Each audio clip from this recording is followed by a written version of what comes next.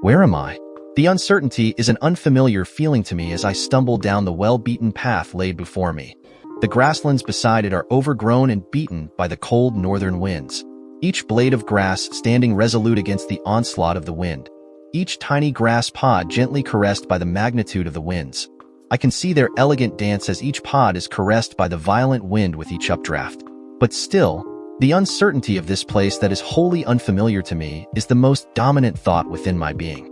Instinctively, I reach to my chest, where that wound should be, where blood and gore should be dominant, only to find nothing amiss. I feel no pain save for the one that the bitter wind drives into the core of my being. I can feel my bones rattle as they too face the coldness. My feet, weary with the elements, move as if filled with lead. Each step I take is a trial unto itself. A strange pain shoots from the center of my foot and upwards into the pit of my stomach. I understand the pain. I have understood pain all my life. From the very first days of my life, I had been molded, tailor-suited to fit a role that fell upon me like a blanket and covered my entire future with its black strands. My rebellion was to walk away from a life that I was well suited for, but deep in my heart did not want. I had seen what that life could do to well-meaning individuals. I had tasted the blood of innocence, and even to this day, so many years later, their voices still haunt me. I understood pain, of that there is no doubt, but this pain was beyond reasoning. The few people that know where my life was headed always asked me the reason why I walked away. It is far simpler to tell them how to my actions a number of innocent people were killed for the sake of family honor, but even that is a thin veiled lie designed to stop the questions. I did not feel anything for those people then, and all I feel for them today is an empty feeling and a haunting that does not release me. Not even in my waking hours. But even that, while troublesome now, would not have been enough to deter me from that life. As my self-induced death march continues, my mind wanders to events from the past, things that I have seen and done which led me to that fateful place that brought me here. My mind filled with thoughts of both despair and resignation. This place had been spoken of in many legends that I had heard growing up.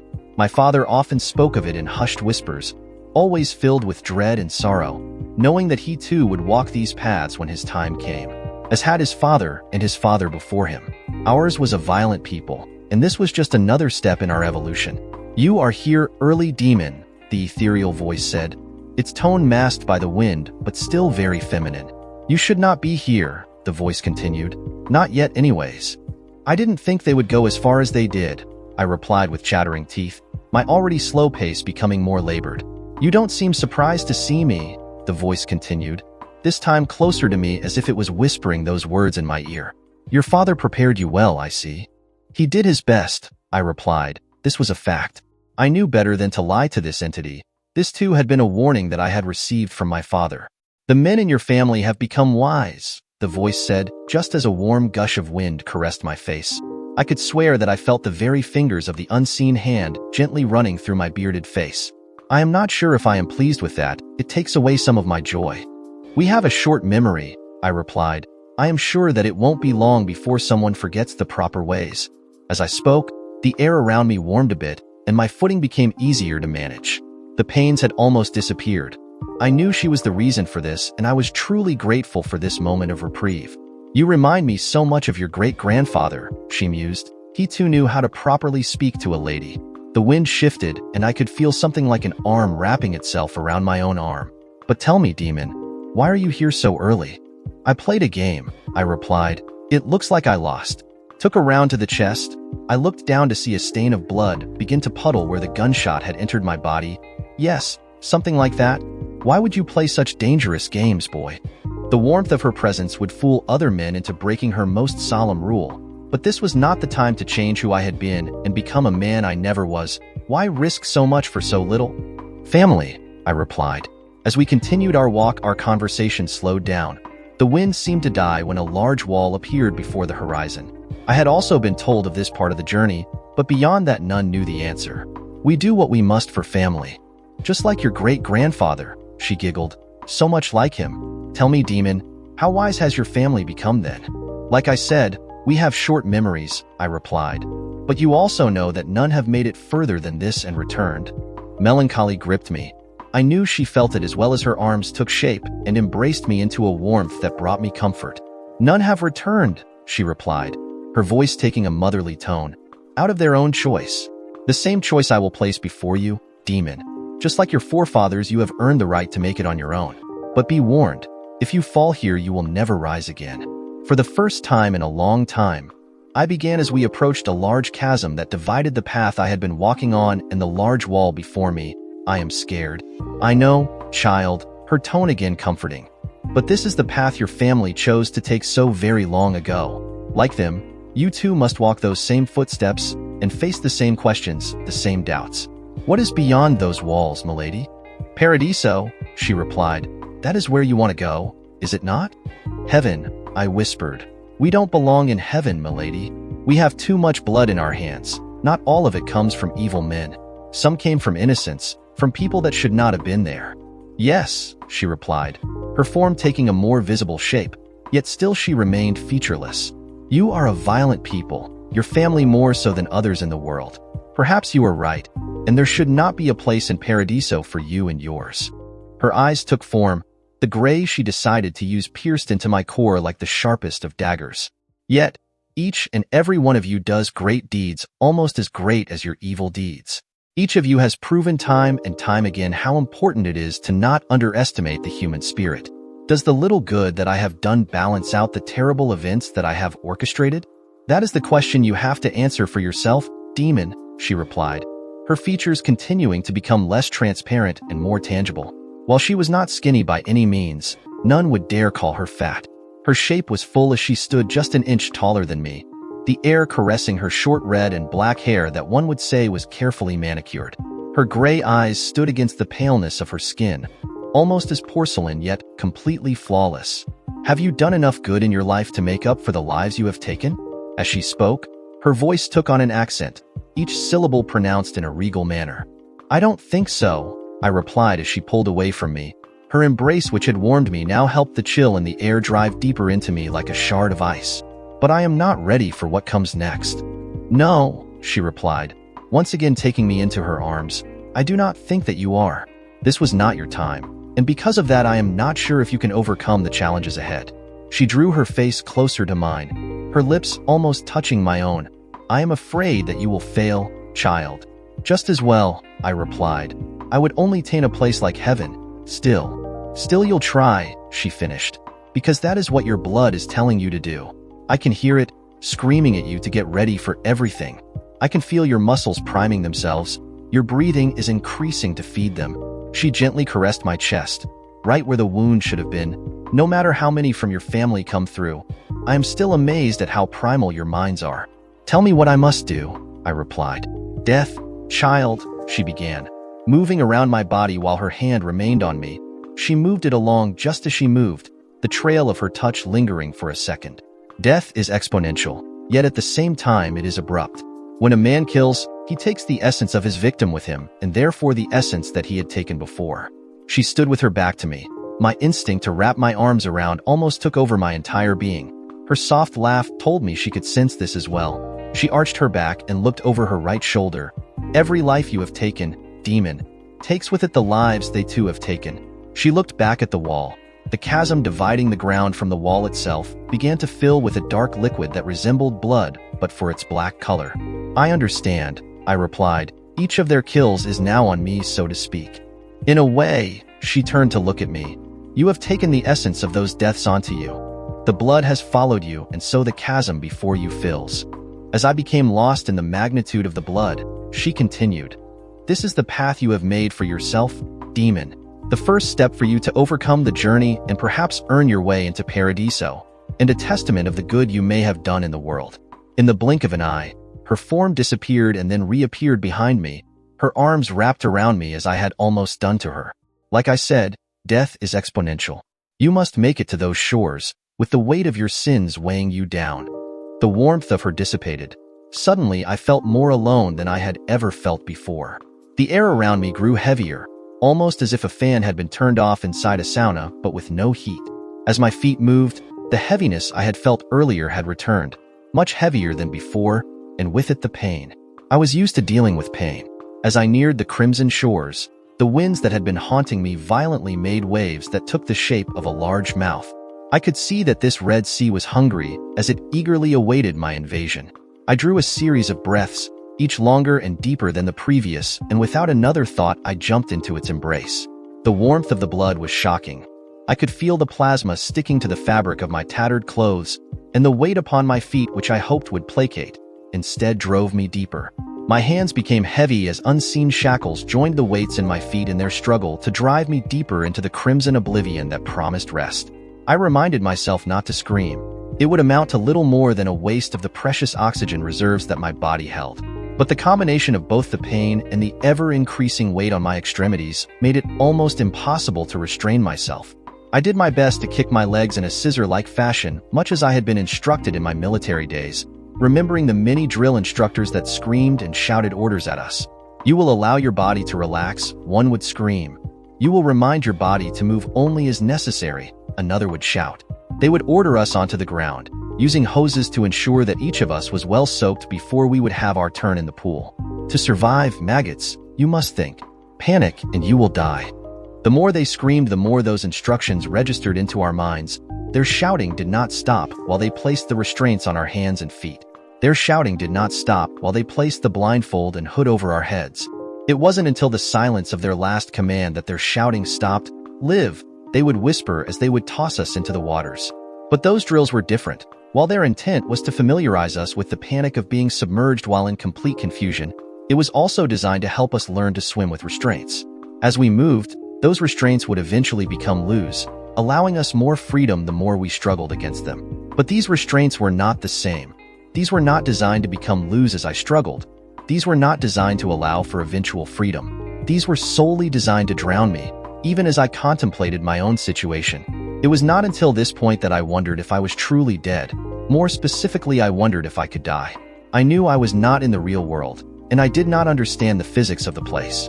But as I moved the way I had been instructed to move through muscle memory and repetition, I made progress through the heavy liquid that wrapped itself around me like a velvet glove. But I had been struggling for too long, and my short supply of oxygen was almost at its end. Stubbornly, I continued my desperate pace as my brain continued to shout orders to my body, much like the drills had done so many years ago. They were desperate reminders, urgent notices not to exhale yet, to hold on even as the pain in my lungs alerted the rest of my being to a situation that I was well familiar with.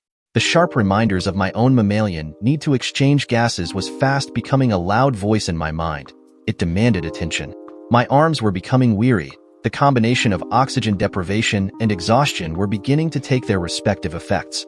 A cramp in my left leg caused me to grimace. The shakes in my arms were making the already difficult task an impossibility. My already darkened vision became like a tunnel, with darkness collapsing onto itself as my movements became slower. Cowardly, my body betrayed me and allowed the air I had been greedily holding on to escape. Soon I would embrace the cozy arms of shallow water drowning. I would lose consciousness much like I had so many times in training. But this was not training. There would be no arms to jostle me from this liquid and onto dry firmament. There would be no corporal punishment to reinstate in me the ability to push my body more and more. There would be no second chance to try again. No instructor reminding me of my failure. This time, it would only be the darkness. My lungs demanded that I breathe. The muscles in my abdomen readied themselves as the darkened tunnel in my eyes became almost a pinpoint of blackness. Just then, my fingertips touched something hard, an uneven surface.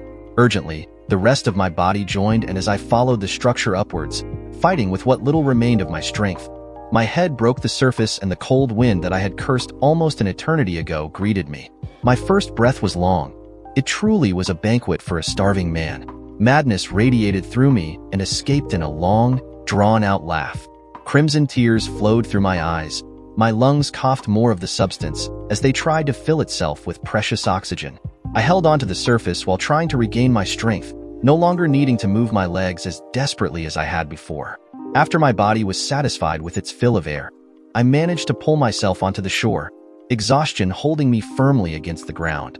"For a second, I was wondering if you were going to make it," she asked, her voice reinvigorating me. "For a second, I was wondering the same thing," I replied. "I almost didn't." "But you did," she gestured for me to stand up, the weight on my extremities gone, along with the pain. "You overcame the weight of your sins. Already, you have gone farther than many of your ancestors, demon. You stand in the same shores that only 3 of your ancestors conquered, through similar challenges that you just overcame. Albeit, Their weight was not nearly as heavy as yours. That's what that was? The weight of my sins? Yes, she replied. The burden that only you can carry, threatening to drown you in the sea of blood that you created, both with the blood of your enemies and victims alike, those that you destroyed in the name of whatever earthly justice you invoked. This is how the tradition of baptism was started by the people in your world, demon, through a similar rite. I had a thought while down there, I began. Such thoughts are dangerous in a place like this, she immediately replied. This is not a place that can be so easily identified as life or death. Not for you at least. As we speak, your mortal body rests in a comfortable bed. Tubes and other machines have you tethered to that land where the rules of life and death are far clearer. Her gray eyes bore into me as if they tried to look into my very soul. If you fall, here, you will never rise again. She moved toward the wall, motioning me to follow her. Then what will happen if I succeed in whatever task has been laid out for me? Then, the gates of Paradiso will open to you, and eventually you will return to your world, she replied, her tone taking a bit of irritation. Unless, she said before she could stop herself, I am brought to life, I concluded. Yes, she continued, with your technology it is possible that you may yet return to your world, and as I have said, this is not your time. That might still yet pass, however you cannot remain here for very long. As you are still tethered to your body, this place will feed off your soul until nothing of it remains. You will become little more than a shadow that will forever haunt this place, until eventually your screams of madness become another breeze that will chill the next unfortunate soul that finds themselves in this place. Perhaps that might still happen. Sadness replaced the irritation in her voice. What is my next challenge? I noticed that my clothes were now perfectly repaired. Not even the blood stains nor the wetness of my earlier challenge remained. It was as if I had not endured that awful swim. This wall, she turned, just as the chasm was filled with the blood that covers your hands. This wall is a testament of your sins. Each block represents a life you affected. Each foothold within that wall is a life you affected positively. How stable that foothold is will depend on how much you help that individual. As I neared the wall, the size and magnitude of it took my breath. Each brick was the size of an ossuary capable of easily holding the remains of a grown man. The coldness of the wall surprised me. It was almost icy to the touch, devoid of any life energy. As I ran my hands through the carefully constructed brick, I could not see any imperfections in the design, no flaws in its architecture. It was as if my hand was running down a large piece of glass that had been rubbed and shaped into a smooth surface. The wall itself appeared to be a single slab of rock, except for small areas that identified where one block began and another ended. The entire face was one continuous smooth surface. I don't think that even a piece of paper would manage to fit in the space between the blocks. It does not look too tall, I remarked. The wall will shift itself as you make your selection, she began. Wherever you decide to begin your climb, the wall will shift itself and grow as you move. I myself do not know how tall it will be, demon. She placed her hand on my shoulder. No matter what I tell you, your mind is already made up. I could describe a wall that stood miles about the ground, and yet you would try to climb it. So why do you hesitate? What if I make it? She looked at me in confusion for a second, before the contours of her face shifted into a smile. Your fear is something unexpected, she began. While you could be worried about being unable to make the climb and falling, you instead worry about what is truly weighing on your soul. You are so worried that you don't belong in Paradiso. Why? I would taint it, I replied, with complete honesty. Paradiso is a place filled with those deserving of peace through their actions and humility. Those in there are genuinely good people, free of the stench of death and blood in their hands. How could someone like me join those people? How could I, in my life and my choices, possibly compare to those that sacrificed so much to be accepted? You have interesting fears, demon, she began. I am completely certain that you are not lying as I can see into your thoughts and into the center of your being. I know you are not lying because I don't smell the stench of deceit from you. But this fear, it is completely irrational. You honestly believe you don't deserve to be in there. Her gray eyes had this pain behind them. It was almost as if her heart was breaking at the revelation. You really are lost, child. It's not that, I replied. Well, not that. I am afraid. Afraid of seeing the people that I put there. Afraid that they would lose their place in search of just vengeance. But mostly I am afraid of what being in that place will take from me. What would that be? Me. I turned from her gaze. It was as if her eyes were venturing deeper and deeper into me. I could not bear that look any longer. I am afraid that I would lose myself, the few fragile things that make me who I am. Would that be such a bad thing? I am not sure, I replied as I began to warm my arms and legs for the coming trial. I know what I am in the world. I am a sometimes necessary evil. I bring death and violence wherever I go. I leave misery in my wake. But every religion that I have studied, every creed, every belief has some entity that does what I do. But I am no entity. I stopped to gather my thoughts as she looked at me with curiosity. She was amused at my quandary. I am just one of many. No, she replied, you are one of a kind. Truly, even if I were to compare you to your ancestors, even the few that made it this far, I can honestly say that you are one of a kind. Sure, there are similarities. You have the soft voice of your great-grandfather and the mannerisms of his great-grandfather. Your self-doubts are unique to you. She paused as she gathered her own thoughts. You are like a broken toy that was hastily put together using various pieces from other toys. The parts get the job done, sure, but they didn't belong to you. But you've carried on with them for so long that now it would be impossible to see you without them. Well, I replied in reaction to her own doubt. Time to get over this wall.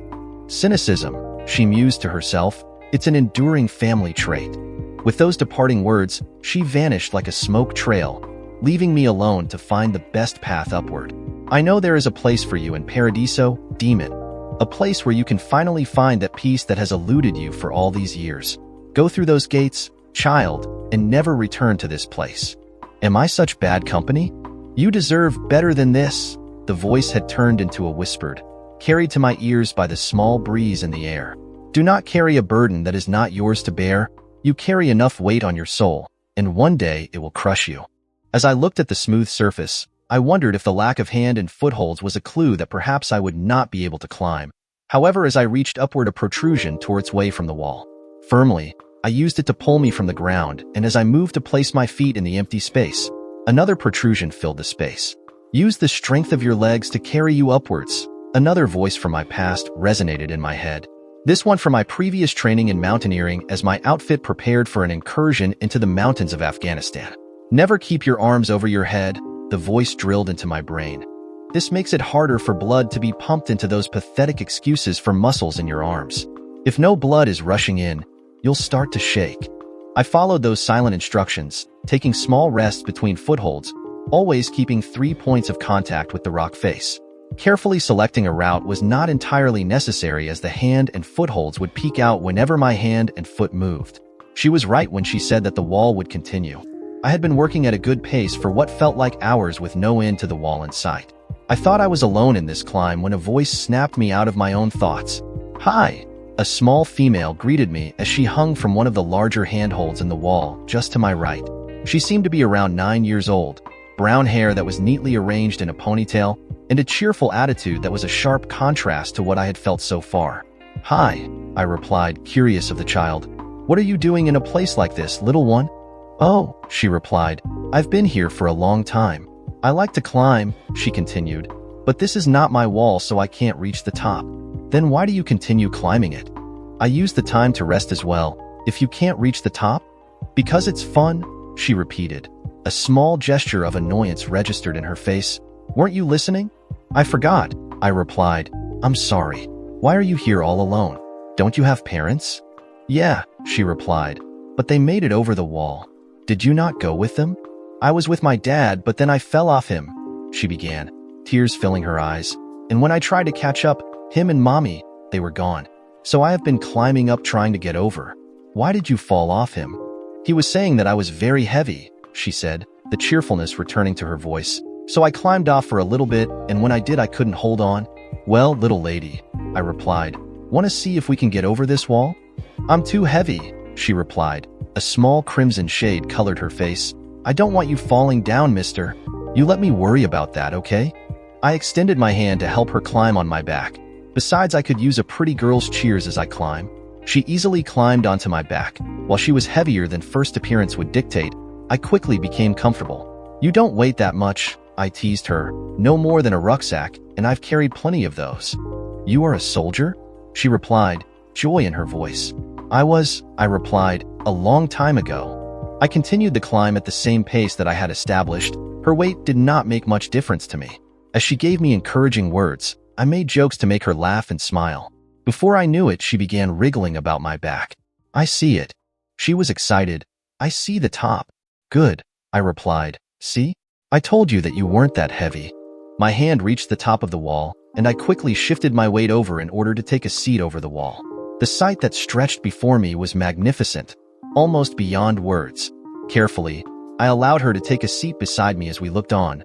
There was a large gate that stretched just beyond the distance for 2 large doors to cover.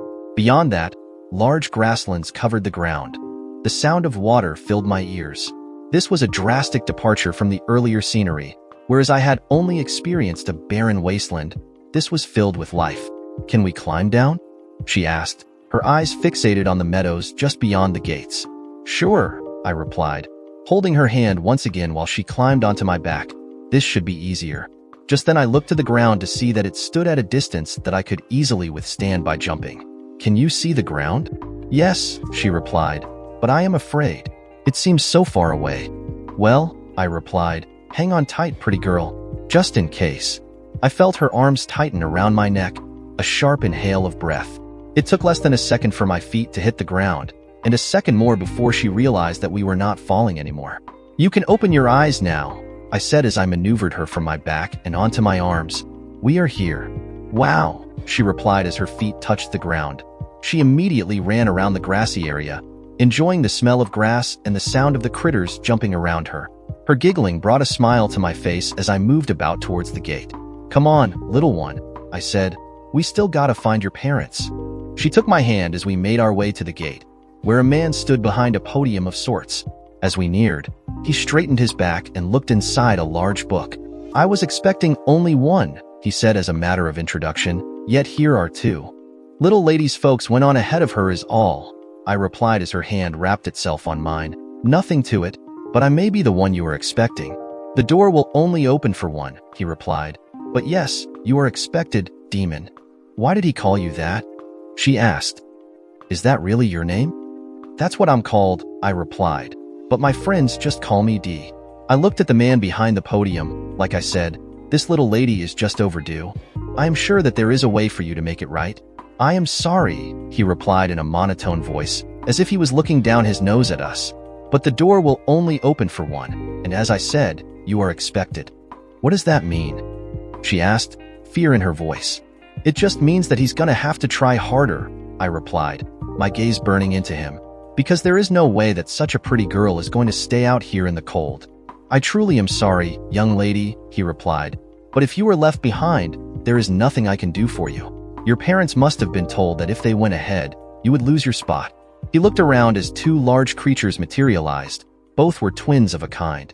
They stood tall, their skin pale with an icy undertone, their steely blue eyes locked in on the young girl. Their movement was one of trained warriors, each simple move carefully thought out for both effect and efficiency. If you want to keep your babysitters around, I said, I tell them to stand down. The twins froze in place and looked back for further instructions. Clearly, they were not used to being spoken to in such a manner. I apologize, sir, he responded. But if she has been left behind, she cannot be allowed in. He nervously looked at the twins. You must understand. It is policy. I was told that beyond these gates is heaven. I asked, was I lied to? No, he replied. I was also told that if I had failed to arrive here, I pointed at the gate, that I would fall and never rise again. Was that a lie? It was not the complete truth, he meekly replied. You would be placed in an area where your soul would find no rest. Constant violence would haunt you, and every second would be spent merely trying to stay alive. But if you would fail and be killed, your soul would regenerate the following day only to go through it again and again, for as long as time flows. So if I understand this correctly, I replied, the door to heaven will only open for one. The one that remains out here will be plunged into an area of eternal pain and suffering. How am I doing so far, Chief? You are correct. Well, little lady, I took a knee and faced my companion. I guess this is where we go our separate ways. I pulled her into me and hugged her tightly. I could feel the moisture of her tears staining my face. You be good, and stay next to your daddy now. She pulled back in surprise, her mouth open as she absorbed the information. But her tears prevented her from saying more. Such a pretty girl like you is only going to make heaven that much of a better place, I replied. Besides, I could use a good fight to keep me entertained. I looked at the twins. Your escorts are ready, little lady. They'll take good care of you. But why did you carry me all the way here when you could have just left me? She held on to my arm. Why are you letting me go ahead and take your place? I don't deserve to be in there, I replied. But you do, she cried out. You have been so nice to me. But not to everyone, little lady. I am not a man of peace, and I don't think I could live in peace even if I could reach it. I turned the girl and had her face the gates. But you don't have to know that life. One filled with chaos and violence, much like my life has always been. You have a family there, a mom and a dad that are probably waiting for you. Go to them, and promise me to be a good person if you ever come back. I promise, she tried to silence her tears, and I promise that if I do make it back, I will look for you. I promise then, I replied, that I will make it easy to find me. Go on now, girl. It's never a good idea to keep them waiting. The twins took her hands and walked her through the gate. As I turned and faced the man that had been standing in the podium, he could not hold my gaze. Never in my years, he replied, have I ever seen such sacrifice. It's even more of a surprise that it comes from someone with such a moniker as yours. He closed the large leather-bound book that had been resting in the podium. Are you ready? I could use a smoke, I replied. Care to give a condemned man one last wish? He snapped his fingers and a pack of cigarettes and a lighter appeared in my hands. If you would follow these gentlemen, he reopened his book as 4 large shadowy figures surrounded me. Their essence was dark and a putrid smell emanated from them. For what it's worth, you have led an extraordinary life, demon. It is a shame you will not be joining us beyond the gate. It's like I said, that place is not made for someone like me. We moved away from the gate and toward the east. The skies became darker as we walked, almost as if a gathering storm was getting ready to unleash its own form of violence on what had been described as a violent land. We walked in silence for a long time. The only sounds heard in the distance were coming from my own footsteps. Come on, boys, do try to keep it down. We don't want to disturb the disturbed, do we? I can't wait for that mouth of yours to start begging for mercy, one of the shadows said. Eventually, they all do, said another shadow. It just takes peeling the right layer of skin off, a third creature said. The fun part is finding the right layer. The last creature finished, and they all shared a laugh. Is that right? I replied, I wonder what it will take to get your kind to beg. Their laughter stopped. We are not simply a name, one of the creatures replied. What you call yourself is what we are. Maybe a treat? I continued my earlier comment, or a nice scratch behind the ear, yeah? I patted my leg and began to whistle. Is that what you want, boy? Yeah? A nice scratch behind the ear? I was facing one of the creatures. The stench that I could only describe as burning sewage filled my mouth so that I could taste it. My eyes watered at the acidity of the stench. Saliva quickly accumulated to help wash off the taste. Taking your soul will be a great pleasure, one of the creatures said. Tearing it apart will be a great joy in itself. Don't threaten me with a good time, big boy, I replied. And it's like they say, no better time than the present. I stopped moving and waited for my escorts to turn to attack. However, their hesitation helped me understand my situation better. Empty threats, I said. So who wants me whole so badly that they would send you? AITA. One of the being responded. Wishes to meet his worldly equal. AITA. Another responded. Has a proposition for you. And if you decline, the third one continued. You become ours. The last one ended. Sounds like a party, I replied, the cynicism in my voice dripping with increasing anger at these shadows. And it sounds like you are going to be one disappointed puppy. We continued our walk in silence. Again, my footsteps were the only thing keeping the absolute stillness of the air from becoming overwhelming. As the silence was beginning to bother me, before us stood a large structure that seemed to be made of the same substance as my reluctant escorts. While I understand that trying to describe the structure itself in a human language would fall incredibly short to the reality of it, I feel compelled by some morbid desire to try. This structure stood almost like an inverted castle, for large cylindrical structures that resembled towers held up the main part of the edifice like arms protruding from the ground. Together, the towers formed the shape of a parallelogram, with the shorter sides making a more drastic angle. In the center of this bottom structure was a smaller construction that fell just short from touching the ground, with a door that looked like a mouth ready to devour any intruders. As we walked beneath the giants holding up the edifice, I could feel the air thickening about me, as if the building itself was breathing hard. The heat of each respiration crawled on my skin like a disease ready to consume the very flesh off my body. As we neared the mouth of the beast, I could see a set of stairs climbing upwards in a spiral. Each step further added to the mouth's vision as each step appeared to be a single tooth. The spiral gave the wide mouth a look as if it were grinning at those foolish enough to get this close to it. The shadows stopped their movement. Instead, each of them moved to surround the smaller building, much like they had surrounded me as we had made our way to this very place. Their lingering silence made it perfectly clear that this was the place of their leader, and I was to go on alone. As I climbed, the echo of my footsteps almost immediately disappeared as the sound waves touched the walls. These in part looked as if they had a rough surface that seemed all too familiar to me. There was something to the walls that made my skin crawl with both disgust and fascination. With each step, I tried to remember something, anything that would have been said or written down by my family members. Some small detail to give me a direction to take regarding this place. My thoughts and hopes came up empty. The more I climbed, the more the air became thick. The warmth increased so that it reminded me of the many days in the hot desert in those foreign lands I had visited during my patriotic duty. It was like a sauna. "Are you the man that turned down the invitation into Elysium?" The voice itself was hard and cold like steel. Each letter emphasized as if speaking was a burden. As the voice spoke in that deep soprano-like tone, it was completely devoid of any type of emotion. "Yes," I replied, trying to keep my own tone of voice free of the fear that was slowly consuming me. "Come," the voice commanded. "See upon my face. Deals are better struck between villains when we can see each other face to face, eye to eye." I noticed that the more the voice spoke, the voice trailed off as if the owner of the voice was running out of breath. I could see the end of the long, winding staircase. The room reeked of incense, trying to mask a more putrid smell, one that I recognized almost immediately. The smell of decaying bodies. The room was surprisingly lit. A large cresset hung from the ceiling of the large room, and the flames provided ample illumination. As I looked around the room, I could see a large silhouette sitting upon a large throne made of what looked to be bones from various creatures. The person was looking at the ground, its body bent forward as if in deep thought. As I looked around the room, I took a step toward the walls and reached out to touch the familiar texture that covered the walls. How many humans died to make this wallpaper? I had intended to ask that question in my head, but somehow the words escaped me before I realized that they had been completely formulated. "Thousands," the voice answered almost immediately. There was no scorn in the tone.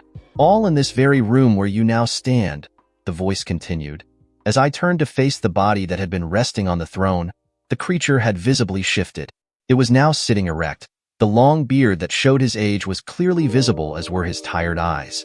His face was covered in scars, all bearing a story of a violent life. Something I was all too familiar with. Each stood as you stand, with the same confusion in their eyes, the same stench of fear you now emanate. However, the man signaled to a large table with a single chair. None had that defiance that you have shown thus far. "Thank you," I replied as I made my way to the large table. Upon it rested a large bottle of whiskey and a single ashtray carved from the skull of some unknown creature. "I assume you are lord to my escorts?" I reached for the pack of cigarettes. Second nature forced me to offer one to my benefactor, who merely looked at me. I shrugged my shoulders and took a single cigarette to my lips. As I reached for the bottle, I paused for a second, remembering a story from long ago regarding accepted gifts from the Lord of the Underground. "It is not a gift that requires anything in return," he remarked. "It is simply a courtesy among warriors. We have much to discuss, and this will help soothe your fragile constitution." "Forgive me if that was taken as an insult," I replied. "I am in an unfamiliar place, with different customs to ones I am used to observing." I took a seat and poured the liquid onto a wooden cup that rested beside the ashtray. "You are cordial," the man replied. "That is not a common trait among the foolish. Arrogance, perhaps, but you are not arrogant." As he faced me, I noticed that his eyes remained closed. His head, however, moved as if it was detached from his body. "Tell me, why did you allow the girl to go in your stead?" "I'm a man who has too much blood on his hands to ever be called good, regardless of what any of you may think." I took a much-needed drink from the cup. The only reason why I was able to overcome those trials was simply because of the life I have led. "You don't think that the path laid before you in your life was made to prepare you for those trials?" The man's eyes continued to remain closed. However, he had taken a more relaxed position in the throne as he continued his questioning. "That perhaps what you endured in life was meant so that you did not have to endure it in death?" "I didn't think that far ahead," I replied. "No," he answered, "you certainly did not." The man took a labored breath. "Yet you did not sway from your decision even after being told what the consequences would be," He moved about his seat as if searching for some object out of my comprehension. Even knowing you would end up here, and you had every possible opportunity to change your mind, you still did not. Instead, you masked your fear with cynicism. Do you regret your decision now? No, I replied. It was for the best. For the best? It is like I told the girl, she does not need to know a life like mine. I continued. She has been through enough. There is no need for her to suffer more. For me, this type of life would not be so different than my previous life. When I heard of your sacrifice, the man stood from his throne. My immediate instinct was to rise to my feet as well. He motioned for me to remain seated as he walked toward me. I was intrigued. The doorman was not lying when he said that no one had done that prior, given his seat for another. I needed to meet the man capable of such sacrifice. As he neared the table, a chair appeared before him, along with a wooden cup. I opened the bottle and filled it. You impressed both the doorman and the guide. He took the cup and drew it to his lips. Are you going to impress me as well? I was not trying to impress anyone, I replied. I simply answered questions that were posed and took actions that I deemed to be right. Nothing more. You are aware that I can see into your being, he continued. I can detect if you are lying, yet you have yet to lie. You are not even trying to conceal anything from me. There is no point, I remarked. Your earlier statement made me aware that you may have that ability. However, I had no plans to try to deceive you. No, it would seem like you didn't. He allowed a small laugh to escape. This too seemed forced, as if he had been repeating something he had heard long ago from mere memory. Do you know why you are here? Before me? No. Your family has shed blood for eons, he began. Not all under the guise of good intentions. Have you ever wondered why your family has always been successful in that endeavor, but never in more honest ones? I nodded. You were given to us by an ancestor of yours so long ago that I doubt you would even recall his name. Regardless, it was his sacrifice that made it possible for him to avoid the punishment of this land. Every boy who takes up the mantle of head of the family shall be condemned to this place when their time comes. That was the price. However, you made it difficult to pick up on this generation's bounty. You walked away from your family duty, and so that role fell upon your brother. Yet here you are, again as the head of your family. You don't know which one to collect? Without any possible knowledge, you have made it impossible to collect. You have broken a long-established tradition. In fact, you have broken through the lines of fate itself. He reached for the bottle and refilled both our cups. I have a proposition for you, demon. He sipped the whiskey with what I could only hope would be contentment. A new deal. Based on your actions, I know you are more than a reasonable man. Care to hear the proposal? Of course.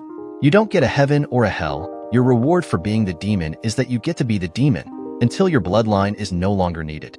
When you die, whether it be in a battlefield of your making or as a lonely man looking back on his life in some bed many years into the future, you will come to me. Then, I will send you back, over and over again, until you are no longer needed. With each life, you will have your instincts, your moral compass, and similar experiences to craft you into the same warrior. He paused to look at me. Each life you take will belong to me. Not all, I replied. Any righteous man will get their chance at Paradiso. I knew you were a reasonable man, he laughed. Is there anything else that you would like to add before we seal this contract? Yes, I replied. None other from my family will be made this offer. They will face the challenges if they must, but they will not be allowed to change this agreement on my behalf. They will have their fair chance at Paradiso. If they fail, so be it. Until you have no further use of me. Agreed. Also, for those that would betray us for their own greed, no hope of ever rising from whatever pit or orifice you chain them to. No hope for a brighter future. Even as they continue their lives, may their misery grow until death. When they die, they will not be offered the challenges. I can see why you are called the demon. He drained the last of his drink as I finished the last of my cigarettes. Before we strike this deal, I feel obligated to remind you that this will in fact take effect as soon as you return to your life. Do you understand that? I nodded. Finish your drink, child. How long until? I began to ask when suddenly my attention was drawn to his face. Slowly, his eyes began to open and a light with the brightness of 1,000 suns bathed me. There was just enough heat for it to be pleasant, but my eyes forced themselves to shut tightly. Come on, Dee. An all too familiar female's voice begged. Please wake up. We need you. He's coming around, another voice said. This one I knew for sure. A brother's voice, one that had shared the pain of the battlefield with me more times than I could count, remarked. The beeping of machines filled my ears. The light was unbearably bright. I tried to stand, but my feet were not beneath me. I was not sitting down on a table inside a throne room any longer. I was laying down, covered with a single sheet and a large number of tubes, each probing my arms and chest. A mask covered my face. The hissing sound of air being forced into my lungs helped the awful dizziness of the room abate. As my eyes became used to the bright light, I was finally able to open them. Beside me were three of the closest figures in my life: Anais, Francisco, and Elvis. "Welcome back, boss," Francisco said. "We got work to do." It took a few weeks after the discharge from the hospital before I would be allowed to resume any normal activity, or at the very least as normal as my life could permit. I had been in that medically induced coma for a few weeks, and while my loved one saw a body laying on a bed at a hospital with a revolving door of visitors and guards, I was facing challenges of my own. During this time, I learned just how terrible the consequences of my life had been up to that particular point. I saw the amount of blood that would follow me. This amount would surely increase. There was little doubt of that in my mind. But most importantly, I met my newest benefactor, my sponsor from that other world. It would be to him alone that I would answer to when my time in this world would end, by whatever means. My enemies and those of my family would meet him as well, but in far more unpleasant circumstances.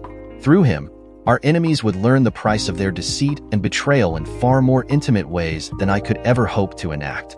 As my body recovered, I learned the extent of the damage that had been caused in my absence. Quickly, the other families moved to take revenge on my behalf against their own series of suspects.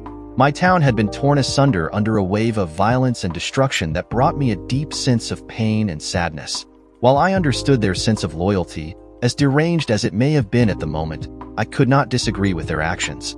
Those families understood the amount of violence that I would have brought to them if I suspected their involvement in my attack. Solely because of that reason, I held my tongue as each of those heads of their own family paraded through my home and delivered their wishes of a speedy recovery and their undying loyalty.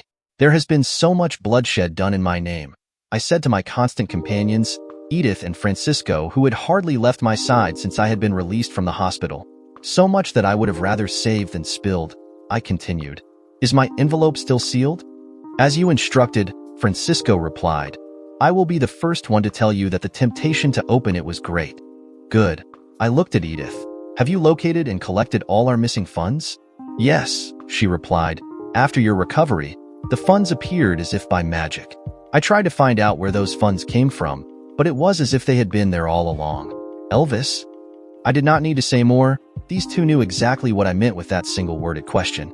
"While the other families have been waging open and bloody war on your enemies," Francisco began, "he has been conducting his own war through more legal channels. Those few families that were not swallowed by the wave of violence found themselves under the scrutiny of the federal government. I am not sure which side is causing more damage to the families." "What about my brother, Angel?" "Well, your brother's representation has been almost overwhelming to the DA," Francisco continued. "He has filed motion after motion to dismiss charges almost as fast as they kept piling them up. The hardest part to deal with is the obvious weapons charges. They are presenting a case where a gun trafficker was apprehended during the course of a raid. In that case, probable cause goes out the window, which means that they are able to present this as an accidental finding." "The rest of your family is doing well," Edith chimed in. "Elvis has constant guards on them all. Your father opened his home to your sister-in-law and the children, so they are being looked after. He even welcomed Jessica's kid," Francisco added. "He wouldn't take no for an answer." "His health took a turn for the worse when he learned about your shooting," Edith continued. "But thanks to the extra company he has, and your recovery of course, he is doing far better. The girls reached out as well. They have been informed as to your condition and I send them daily updates." "Where do we go from here, boss?" Francisco had aged significantly during my medical sleep. The smile on his face seemed almost as if it had been carved into stone. The wrinkles about his eyes revealed how hard he had taken my sudden departure. "There is a brotherly love there that I am more than grateful to have." Edith's weary eyes were sunken from tears and exhaustion. Her tender touch remained, however it was far gentler than I remembered, with far more love than I felt was deserving to me. "We will be getting a visitor," I replied, "hopefully soon." She received very specific instructions as to what was needed. I had been sitting in the large leather chair that wrapped itself about my body like a glove. Its support gave pause to the recovery aches that were all too familiar to me. The liquor helped as well. "Once she has completed those tasks, then we can begin to disperse justice," Not just for this attack, but for the countless of innocent lives that have been lost because of those individuals' actions. Is there anything that you need us to do in the meantime? Francisco looked at me, his eyes betraying the concern he was trying to conceal behind the mask of professionalism. I need you two to rest, I replied. Please. You two have done far more than warranted, and it is something that I will never forget. But for now, eat, rest, go join your loved ones and smile. Francisco nodded and walked out of the office. I knew where he would be headed. Let's get you to bed. Before I could say anything, she continued. The boss said to rest with our loved ones, and I have not slept beside you in a long time. With a smile, I allowed her to guide me from the chair and out the office, to the bedroom that was slowly becoming our own. I don't see any other way around it, she said in her usual hushed tone of voice. As long as the money has been returned, we should be cleared from any suspicion. Besides, you have done a great job at becoming one of Dee's confidants. He trusts you. I don't know how much trust he has, the man answered. His body was still covered in a thin layer of sweat, as was much of the bed that they had been sharing for as long as they could remember. With Dee's shooting, they allowed their encounters to become more frequent, but his recovery reminded them that they were not dealing with an ordinary foe. He has been talking with Edith and Francisco since he was released from the hospital. I don't have a clue as to what they may be planning. Well, she continued as she moved her hands up and down his muscular chest. If he needs someone taken care of, he would more than likely reach out to you. All the crumbs we left will lead him to that spineless worm he calls a cousin. Once that happens, we'll know that we are on the clear. You haven't spoken with Edith? No, she replied, her hands moving ever so slowly down towards his abdomen. She has been spending every waking moment with Dee. Her hands brushed his lower abdomen. The sharp inhale of breath let her know she was still in control of this man, much more than she had been able to control her previous ones. This one responded to her every caress in the most anticipated way possible, each request rewarded with a tender touch. All the men that she had used had reacted to her in the same way. Well, almost all of them. I am going to miss that money, though, he said. Since their first encounter, he knew who she was. He knew who her husband was, and that knowledge drove him to want her even more. For her part, it was how easily it had been to completely control this man that so many feared. Her gentle touch, even now, made him follow her around like a lost puppy looking for affection. Once he was done, she would hold him tight. If you keep doing this to me, she would often say something like this to each man. A way to help inflate their ego and keep them under her control. You're gonna end up knocking me up? That wouldn't be such a bad thing now that your hubby is gone, he replied. Though it would have been better if he were still around to see his pretty wife carry another man's baby. You're terrible, she would say. Okay, I have to go shower and get back to the house. She climbed off him and started to gather her things, reach out to Francisco, and see if he can get you a sit down with Dee, so you can see if he is onto us or not. She looked at him. That look of defiance was slowly registering on his face. She quickly leaned in to deliver a soft kiss on his lips. That way it can be out of your mind, and we can focus on having more fun next time. Good idea, he replied. I am already looking forward to next time. I was scared, Edith said. Her soft tears coated my chest. I was scared that I had lost you. It was a close one, I replied with complete honesty. This was not a time to lie in order to give comfort. Besides, this was one person that could see through my lies, regardless of how well crafted those lies might be. The things I saw, felt, experienced, had things been different, I am not sure if I would have been able to come back. I don't understand how you could make such a deal, she said, her tone of voice shifting from fear into anger. That is probably one of the most selfish things that you could have done, even if you think that it was for the best, Dee. It was for the best, I replied. Our nude bodies still together after our lovemaking. My hand was moving up and down her hair. No one else has to be forced to make that decision. No one else has to be placed as head of the family and carry that burden. I kissed the top of her head. Besides, I didn't have you there to talk me out of it. Her swift punch made the injuries feel far worse. You're an a-hole. She rolled away from me. The shape of her body was still a welcomed sight to my eyes. But there was a change to me that was becoming more and more clear as I reminded myself that I was back in the real world. I moved to wrap my arms around her. She did not resist as I embraced her. Do you really think that what you agreed to was something that I would want? No, I again replied with harsh honesty. I knew you would be unhappy with that decision, but it was the right one to make, to spare whatever future generations that will follow. It was the chance to undo the damage that was done to us. We were the payment to some debt that none of us had accumulated. It doesn't have to be like that anymore, and this was the chance to make that change. I reached out and turned her head so she could face me as best as she could in that position. Do you really believe that I did the wrong thing? No, she replied. And that's why I am so mad about it. Every single time, you always make the right decision for everyone. It doesn't matter what price you might have to pay. You just go off and do the honorable and righteous thing. And while everyone else gets to go on and enjoy the rewards, you are always the one that ends up with the shit end of the stick. She moved her eyes away from me. The tears flowed again. Why does it have to be you that always does that? Because there is no one else, I replied. We stayed together like that until she managed to drift off to sleep.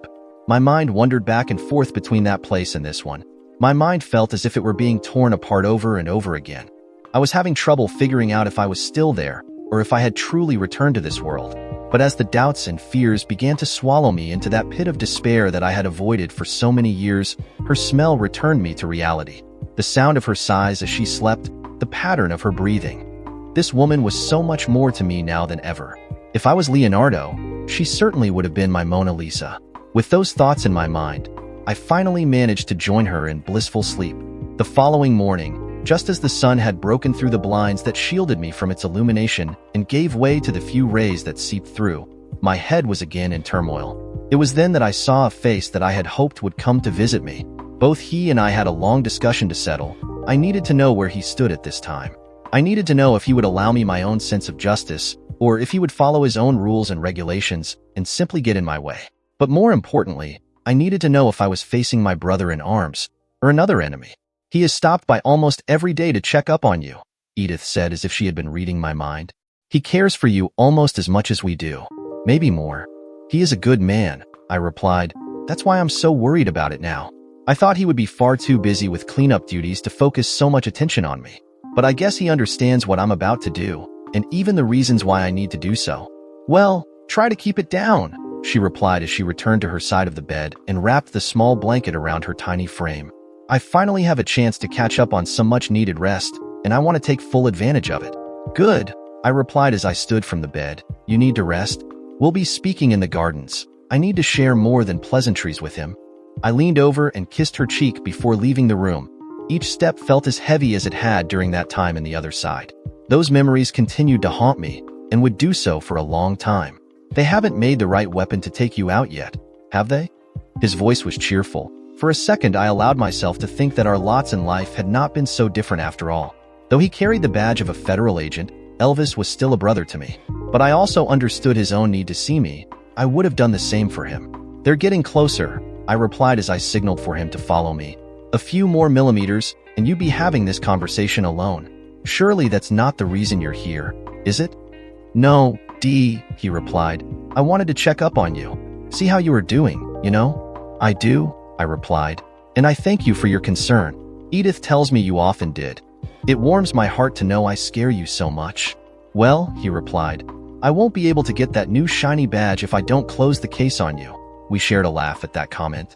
Even though we had such vastly different careers, there was one thing we would share in common for all time. Our insubordination. That was one of the few things that brought us together. You've heard about the response after your attack? I have, I replied. It stops now. The bloodshed is unnecessary. However, it was the perfect excuse for old vendettas to be settled. I have spoken to all the other families. They will shed no more blood on my behalf. What about your own family?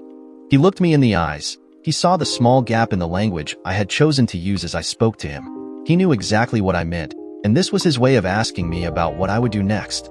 My own will continue their own business, I replied. There is still much to fix within my own family to focus on such distractions. My brother is still unjustly held behind bars. After all, he stands accused of a crime he did not intentionally commit. However, he has been found guilty without a jury of his peers. I don't think we could find peers for him, he replied. There aren't many men like him in the world. Even if we looked as far south as we already have, not many could be compared to him. It's a shame, really, I continued. Such loss over nothing. No, old friend, he added. There's no shame in what's been done. It was violence, senseless violence of course, but so inherent to your own nature that it somehow makes sense. Even you, with your Luciferian complex and tilted sense of justice, must see it as its own folly. This family business, it leads to dead ends and betrayal at its best. I hope you stay clear of it, otherwise you'll find me coming after you. We don't want to make that pretty blonde of yours angry at me, do we? I laughed and shook his hand. I wouldn't recommend it, my friend. We shared a laugh. Thank you for stopping by, and for your concern over my well-being. I assure you that my recovery will be something to write about in the medical books. We again laughed as he turned to walk away. He placed his hands across his chest with his fists closed. That was the final sign I needed to see. I am sorry to have been snooping, Francisco said as he walked from behind a large set of bushes that had carefully hidden him from sight. I knew you were there, I replied. So did he. Then why did you talk so strangely? I have spoken to him many times while you were out, and not once did he talk so strangely. When you are wearing a wire against your wishes, you have to speak in strange ways, I replied. That's what the shiny badge comment was about. I motioned for him to follow as I continued speaking. He also warned me that his superiors were wondering if I had ordered the attacks that had been taking place. Also, he told me how my brother's case is looking at the moment, and it's not looking good for them. What was that Lucifer thing he said? Luciferian complex? I repeated Elvis's words. And tilted sense of justice. It comes from an old story. Lucifer was cast from heaven because he questioned God's methods at judging mankind. See, in God's eyes, we were either wholly devoted to him without question, or we were heretics. Lucifer thought otherwise. He saw mankind as innocent children with a need for guidance. So he was cast out from heaven until the time that he could prove through his methods that man can be made whole through cleansing. That's his tilted sense of justice, punishment to wash away sin. I still don't understand, Boss Francisco replied. He agrees with me that this attack was an inside job. I looked at my close friend before continuing. He condones whatever it is I'm about to do to find and punish those responsible. However, he wants me to keep the bloodshed to a minimum. What about that blonde comment he made?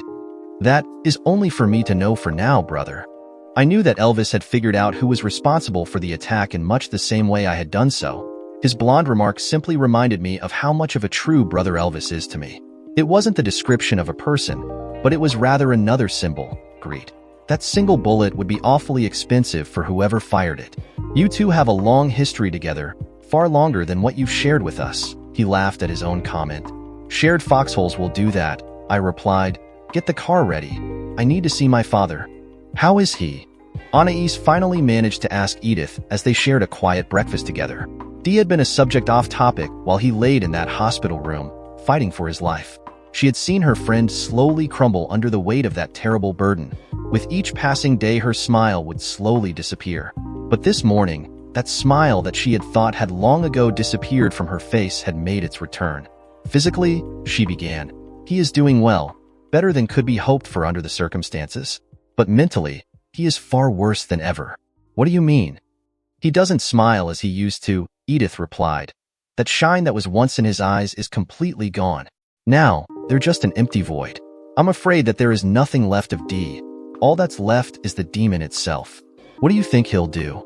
Honestly, I don't know. Edith picked up her coffee mug and slowly lifted it to her lips. The way his mind is working now, the way his eyes shift and look into every situation, it's inhuman. There's a monster inside him trying to claw his way through, and whoever is on its path will get devoured. Maybe you should leave then, Anais replied, if you're scared for your safety. I'm not scared for my safety, she replied. I'm terrified for those that took that shot. I don't think they realized what they've let loose in the world. What do you mean by that? I've known Dee for a long time, she replied. I know how cold he can be in certain situations, how calloused he can be to the pain of others, outright dismissive in some cases. But this is different. His enemies think that they are playing chess hole. He's playing something entirely different. A game he invented that only he understands the rules to, and more importantly, how to win. What game is that? Life. Edith stood up from the table, her coffee mug empty. Or something like it, she said as she walked away. I'm glad to see you alive, son. There was very little wasted language when my father spoke. It takes more than a direct shot to the chest to take me out, Pops, I replied. I'm not sure how much more, but it got close this time. Yeah, your luck might run out someday soon. He looked at me, his eyes wary with both worry and the creeping solace of age. He had been carrying his own burdens for many years now, and while I worried about him as a son does, I knew his pride would not allow me to openly show concern for him. But I don't think you came here to hear the worries of an old man. He motioned me to sit beside him. What can I do for you, son? I am surrounded by enemies, I replied. This was one of the few people that I could be completely open to with. I could expose my most innate fears and insecurities. His counsel was valuable to me, far more than for most people. My enemies are readjusting their strategies with each breath I take.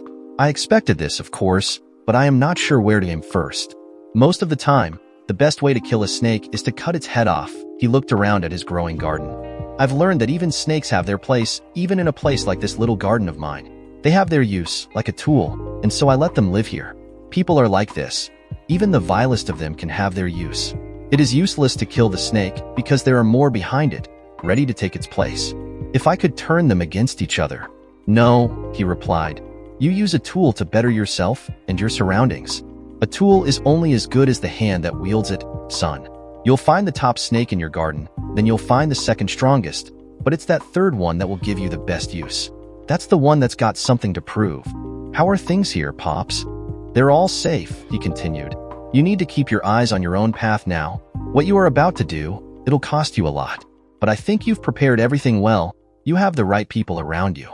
All that you have to do is realize that you are doing the right thing. But that's the problem, I replied. I don't know if I am. The fact that you doubt means that you are, he said. If you were convinced that you were correct, then I would understand your hesitation. Go inside. Say hello to your mother and your sister. The children will be happy to see you as well. He dismissed me with a small wave of his hand. Remember all you've learned. I am sure that you'll do the right thing. How do you know? You always do, he replied. The weariness in his eyes disappeared for a second. No matter what, you always do. It's your curse, son. Have you seen the boss? Casper could not get used to wearing the necessary clothing whenever he needed to visit the house. Most times he often found it amusing how much they made him look different from his normal look. Other times, like today, they just seemed like an unnecessary burden, a costume. His men had taken to the new wardrobe with glee. Their more professional appearance certainly affected their overall demeanor. Briefly, Francisco replied, he felt well enough to go out for a drive. Short of the visitors he has already received, he has not spoken to anyone. Did you need something? Well, Casper replied. This man was not as intimidating as Dee, but there was still an air of danger around him. There was a reason why he had been placed in such a position within the family. Tradition dictated that he undertake certain responsibilities. He had not faltered in that regard. Casper respected this man, that much was certain, but he was slowly learning to fear the man. I was waiting for my orders. Now that he's up and about, we surely are going to be planning some type of payback. Your orders are still the same, he blankly replied. If and when anything is needed from you, you will be contacted. Until then, I will make sure that Dee knows you visited, and that you are grateful for his speedy recovery. All right, Casper replied. You know where I'll be, he said to the figure as he had begun to walk away from him. There was that coldness about Francisco that he had began to feel, that strange sensation that chilled him to his very core. At that moment, he felt like a tiny ant underneath a very large magnifying glass. This man was hiding something. The suggestion with his body language and his quick dismissal made Casper wonder just what that may be. Absolute power corrupts absolute. If you are looking for Dee, he is not here, the voice said. He recognized her without needing to see her. He also knew that she would have her constant companion beside her. The two women had become close, save for the past few weeks during Dee's recovery. I spoke with Francisco, Casper replied. He told me about the same thing. Do you know where I could find him? No, Edith continued. Wherever he is, he does not want to be disturbed. I will tell him you stopped by, if you'd like. It's fine, Casper replied. Francisco's already doing that for me. I'll head back. When he needs me, he'll know how to get in touch. You ladies have a good day. He walked past the two women, Anais and Edith, both as dangerous as snakes in their own way. Both under the protection of some of the most dangerous men that he had ever encountered in his life. He could not help the chill that crept down his spine as he walked out of the house. Even through the walls, he could feel their glare holding him steady. That magnifying glass suddenly got much bigger. Capo Bastone, he heard as Dee opened the door to the study, a title that he had received a few weeks before the shooting. Now, almost a month after his release from the hospital, Dee had returned to his full duties as head of the family. This was the first time since that meeting where he received that title that Dee had used it when summoning him. Bring the consigliera and my envelope. Tell no one else of this meeting. 1 hour. Sir, he replied, immediately drawing his phone and dialing the familiar number. Caesar, it's Francisco. Your brother calls for you. Bring the envelope. He wants us in 1 hour. I would also bring anything on Angel's case. He might want an update. Okay, he replied. How is he doing? This doesn't seem like a normal type of meeting. Yeah, I agree with you on that. Francisco replied. It's only going to be us three there. He doesn't want Edith there. You know that means he doesn't want her knowing what is going to be discussed. In fact, he doesn't want anyone other than us knowing about it. All right, see you then, Caesar replied. You're still worried? The voice startled him. He had heard it many times, but after that scene he had interrupted between her and Dee, he found it to be like nails on a chalkboard. But this was still his sister, and she was under the protection of his family. It's written all over your face, that deep trouble. We almost lost him, he replied. I don't know how things would have gone if he had not made it through. Even as he hung there, the violence that almost swallowed the city was shocking. I don't want to imagine how much worse it would have been if he hadn't. They needed a leader, she replied. Even those men with their own families, they still look at Dee for guidance and leadership. They won't admit it, of course, but it's more than obvious. Even with that thug you all keep around, you can see just how desperate he is for any form of leadership. Like children, they just want to be told what to do and not have to worry about figuring things out on their own. Didn't take you for a philosopher. She was looking at him closely, looking at his every move, at his every shift. He felt like a mouse in front of a predator, not a cat but something more savage. Or that you had been looking at people with such curiosity, Anais. It's nothing like that, Francisco, she laughed. I'm just babbling, really. It is what you learn in the first weeks of Psych 101. People are community animals. They look to each other to build communities. It is only natural that they gravitate to leaders, people they see as more powerful or stronger than they are. I guess so, he replied. And where do you stand in that community? I don't need to stand on any side, silly, she replied, moving closer to him. She placed her hand on his shoulder. I have you here to protect me. Before she could get closer, Francisco removed her hand from his shoulder. I need to go check up on things and get food out for Dee. Have you seen Edith? She tried to hide the pain of his rejection, but it was there. For a fleeting second, and he saw it. She is still working on something for Dee. Her tone of voice had completely changed. It was more normal. I can get the food out to Dee if you'd like. No, he continued. I need to speak to him about some things that have come up. You get some rest, Anais. He walked away, for the first time completely unsure as to who this woman was. She had become a stranger to him. He wondered if her presence in the house with such close proximity to the family was affecting her. Brothers, I began as Caesar and Francisco walked into the study. Please close the door behind you. We have much to discuss. How are you, Dee? This had been the first chance that Caesar had been able to see me since my release from the hospital. Both he and I had been busy with our own projects. For his part, and based on what Elvis had revealed, he had more than stepped up to his position as counselor and had been doing a great job at breaking down the case against our brother. Better, I replied. How is the case looking? I placed another request to dismiss the charges against Angel, he replied, beaming with pride, along with an intent to pursue legal ramifications against the unlawful imprisonment of our brother. What does that mean? Francisco asked. It's basically me telling the federal judge that we intend to sue the government for Angel's civil right violations. He laughed, kinda like a way to tell them that we are done playing ball. Good, I replied. Did you bring the envelope? Yes, he opened his briefcase. It is still sealed, with both your signature and mine still intact. Are you finally going to reveal the identity of your attacker? Francisco, I replied, go ahead and open it. I handed him the envelope, and please read out loud what the page inside it says. He tore open the envelope and pulled the single sheet of paper out. Carefully, he unfolded the sheet as Caesar looked on. It just says, they will reveal themselves, there's no names. No, I replied. The truth is that I had my suspicions, but did not have enough evidence to name the people. But like I said on that piece of paper, they would reveal themselves. So they have. I don't understand, Caesar said. All the other families have been eradicated. From the remaining 3, 2 of them are our close allies. They have taken great efforts to prove as much. The AITA have gone almost underground. That's what I thought as well, I began. But it was them, the AITA, who are responsible for the incarceration. They are the ones that have set up things and events that would only have concluded with Angel's death. However, because of your brother, he lived. I looked at Francisco. Even with his death, your brother still did our family a great service.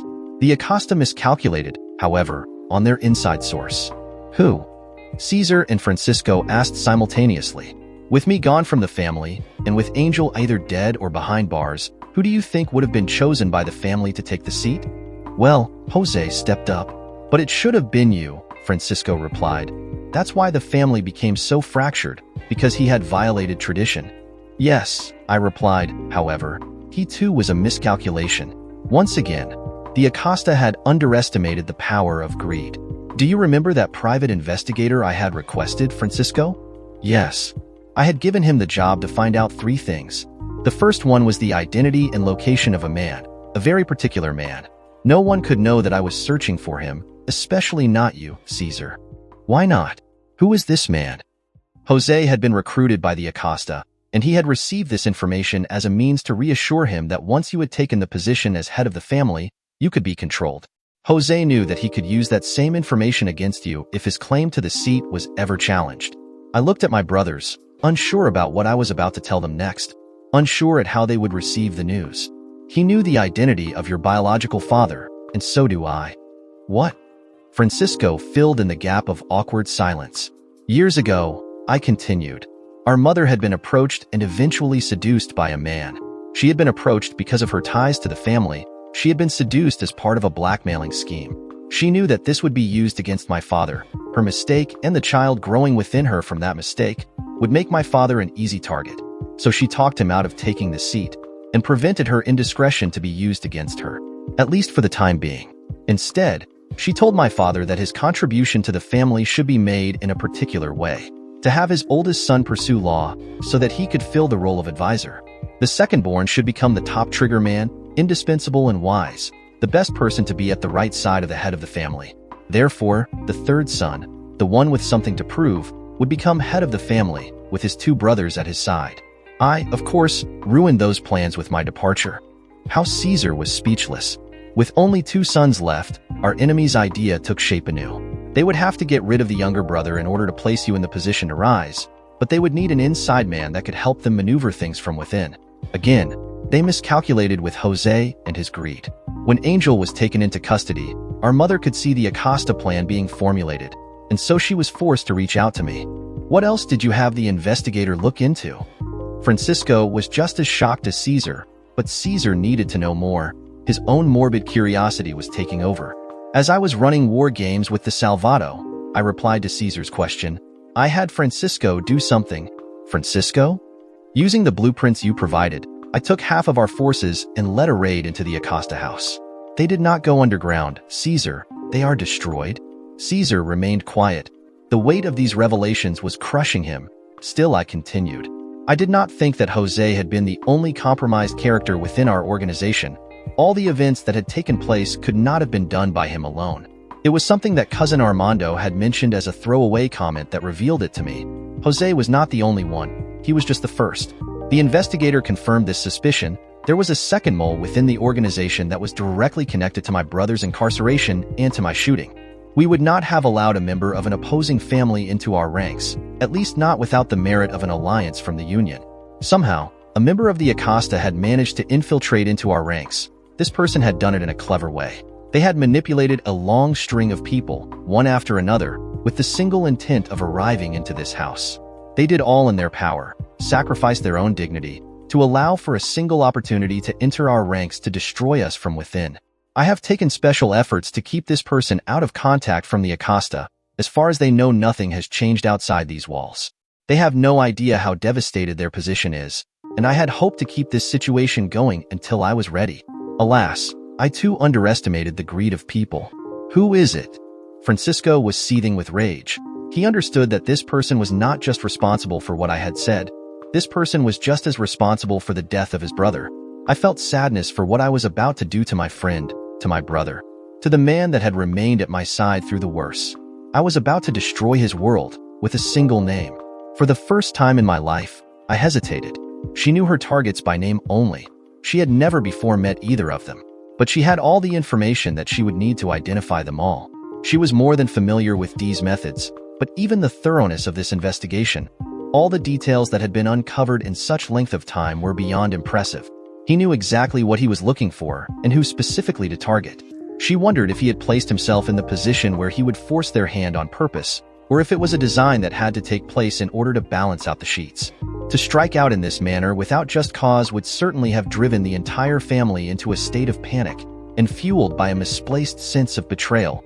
Their bloody war would have ended their existence. But like a chess master, she could see how he waited and bid his time. How carefully he placed each and every individual piece onto the board. How he outsmarted each and every one of the names on her list. This was the demon at his best. This reminded her of the countless legends that she had heard regarding that man. She would be his sword, delivering just and brutal vengeance on those that had betrayed the family. Maybe after this, she would finally feel as if her own debt to Dee would at least be balanced out. The two brothers had moved mountains to help in her time of need, and even when both of them insisted that her debt had been more than paid off, in her heart she felt as if not enough had been done. She had been young, and despite her many experiences with the family business, her social skills were not the best that they could be, and a predator took full advantage of that fact. She had met him in the most unlikely of places. During one of her infrequent trips to the library, she had stumbled across the man. His choice of books was curious. The book was filled with ancient fairy tales from the early 16th century. It was one of her favorites. The last few stories are not worth the wait, she found herself saying. Never before had she engaged a person in conversation first. She had always stood quiet, blending in with her surroundings, always waiting for the other person to break the stillness in the air or to walk away from her life. But somehow, watching another person reading one of her favorite books made her feel a connection with him that she had not felt with anyone before. "I remember," he replied. His eyes did not move from the page he was currently reading. "It's like they were written by a different person. The tone is completely different. It loses the flow that the earlier stories were creating." "Exactly," she replied. Her enthusiasm was palpable. "I've tried to explain that to other people, but they don't understand." She stood for a second, her eyes glancing about the man for a sign of a weapon, for some form of danger. His stillness was the only thing that stood out. His calm demeanor was unsettling. As she stood there, his eyes moved from the page and immediately moved to hers, completely skipping her body. Most men she had engaged in conversation would not even attempt to disguise their glances, but this one could not be bothered to look at any other part than her eyes. "I would imagine that they don't read it as one cohesive story," he replied, gesturing with his hand for her to join him. "Instead, they read it as one story and another. They are missing the entire focus of the warnings. It's a good guide for the trials of life." "I've always wondered why the book always attracted me," she replied. "That makes a lot of sense. It's like a guiding hand." "Edmund," he said as he stretched his hand to her, "it is a pleasure to meet a fellow book lover." "Cece," she replied as she took his hand into her own. "I don't think I've seen you here before." "No," he replied. "This is the first time that I visit this library. I am in town on business, and whenever I have a difficult decision to make, I always try to read this book." He carefully closed it and placed it on the table. "But I am now more than glad that I needed to make that decision." "Why is that?" She could feel the weight of his stare. The temperature of the room seemed to be increasing the more his eyes bore into her. She wanted to get a feel for him. She needed him to be a threat. Anything that would prevent her from getting close to him. The magic of his eyes, the tone of his voice, his very smell was crying out to her. She needed to be his. Some innate need was driving her into some madness she was wholly unfamiliar with that frightened her. Because out of every person that has walked into this library, he began. She realized then that the entire time they had been speaking their hands remained together. "I was allowed to meet you, Cece." The sound of her name pouring from his lips was like music made for the ears of gods alone to enjoy. To hear him speak was like a heresy she gladly committed. If need be, she would spit in the face of those same gods if they would prevent her from listening to the tones of her name upon his voice. Sadly, he broke the fantasy of their encounter. Like a dragon that slays the knight and burns the princess alive, "I must return to my work. I do hope that you can join me for dinner, perhaps?" He held a small business card out to her. Carefully, she reached out to take it, afraid that somehow it would shatter with her touch. "Two," she tried to answer. The words were choking her. Then, "Until tonight," he moved her hand and planted a gentle kiss upon it. "It was a pleasure meeting you, darling." From that single encounter grew a life that had become more than hectic. She would learn that his profession had him traveling as much as her own. However, their own need for distance from their particular jobs prevented each other from discussing much of their professional affairs. Regardless, she grew to love him as much as she had loved another human being. His mere presence reminded her of those feelings she once had for Angel when she was far younger. It was a feeling that she welcomed with each of his return trips, until the day she no longer felt them. That day did not come suddenly. Instead, just like their romance, it grew from a chance encounter. Early on, they had both established their need for distance from their particular jobs, each being the solace for the other one like an escape. But their own lives were destined to cross paths on more than the single occasion in that library. The second time they crossed paths would plant that seed of doubt. She had been on one of her assignments. This one was simple enough: surveillance. For weeks on end, she had been keeping track of a target. Up until she received word from D, she had no idea as to the connection between this individual and the family. She had just followed orders and had not questioned the reasons behind it. As she had followed her target into a designer store, her normal training took over.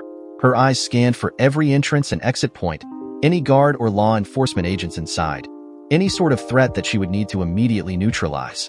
It was as her eyes wandered that she spotted the all-familiar profile of the man. Edmund was walking beside another woman. While her mind immediately tried to reason any sort of connection that was not romantic in any way, her anxiety and pain was increasing with every second she looked on these two. As much as she wanted to confront him, she forced herself to continue with her assignment. She was there for the family. Her personal business would have to wait. She did not have to wait long, as she continued to follow her target closely, pushing those thoughts and emotions that Edmund had generated aside. Her mind was well trained. Even in turmoil, it remained steadfast in her objective. But once her objective had been completed, and her target objectives had been achieved, she allowed her mind to return to those concerns. She needed to know who the woman was, and more importantly, she needed to know why he had been there with her. But asking him directly would put her in direct conflict with their one and only rule, and that separation that they had built for each other would vanish completely. Once again, fate intervened on her behalf and crossed their paths once more as she was leaving the city that had housed her latest target. Stuck in traffic at the same time, next to each other, any doubt of his fidelity left her mind. As she looked over to his car, she could see the unmistakable movements of a woman performing a BJ on the driver. Edmund had his head leaned back against the seat, his eyes half closed. Cece looked on, her hand wrapping itself around the butt of her weapons, as they locked eyes much in the same way they had in that library so many weeks prior. She saw recognition in his eyes. She had to give him something. Instead of foolishly getting out of his car in order to try to explain his situation, he cast his eyes downward. The woman recognized the change in mood and felt that she had done something wrong. Then as she picked her head from his lap, she could see the woman in the other car looking at her. She was gracious enough to blush shamefully. He took his next exit. Cece remained with her eyes fixed on her destination. She would deliver her report and would go off to seek solace in the best way she knew how to: a drinking binge. It would be hours before her phone started ringing. She did not need to look at the display to know who it was. Not many people had access to her in that particular way. The brothers would never reach out to her in such a way. Their methods of communication were far more precise. By the time she had given her report and had packed an overnight bag, she had missed 30 calls. Her phone began to ring just as she was walking out the door. At the last minute, she pulled it from her pocket and carelessly tossed it into her living room furniture. The door locked just as the call had again gone unanswered to her voicemail.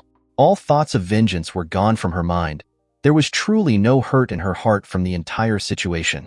Part of her knew that those actions would be more than inevitable. It was as if she had been expecting them to happen and therefore had mentally prepared herself for the outcome. To outsiders, her actions would seem more rehearsed than instinctual, but she was simply going through motions in an automatic way. Part of her wanted to join Ma and Pa and seek their comfort, but she reminded herself that they were enjoying their own company at the moment inside an extended cruise that she had given them as an anniversary gift. Her own mother had long ago remarried, and with Dee's permission, she was allowed to leave the state with her new husband. She had lost track of time. She knew as her eyes focused on the large lights that were welcoming her to the small building. The loud music escaped through the walls and drowned out the sounds of drunken laughter that were all too familiar inside. This was a place she often ran to when she needed to escape her life and her reality. Regardless of her profession, these visits were few and far in between. With a contented sigh, she made her way toward the door where she was greeted as a regular.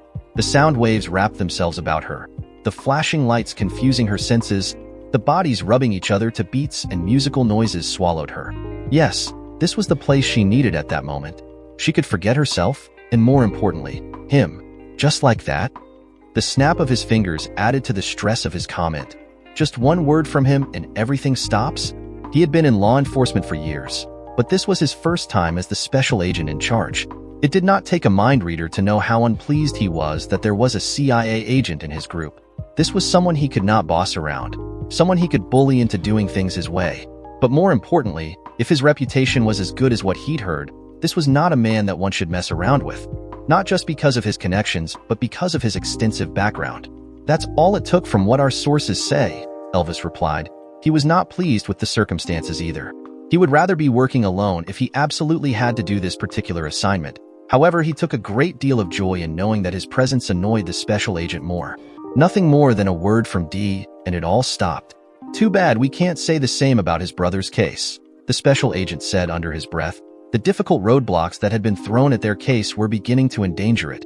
His superiors had been more than a little surprised at the brilliant mind that this third brother possessed when it came to dealing with the law. Not for the last time did someone with a badge curse allow these three.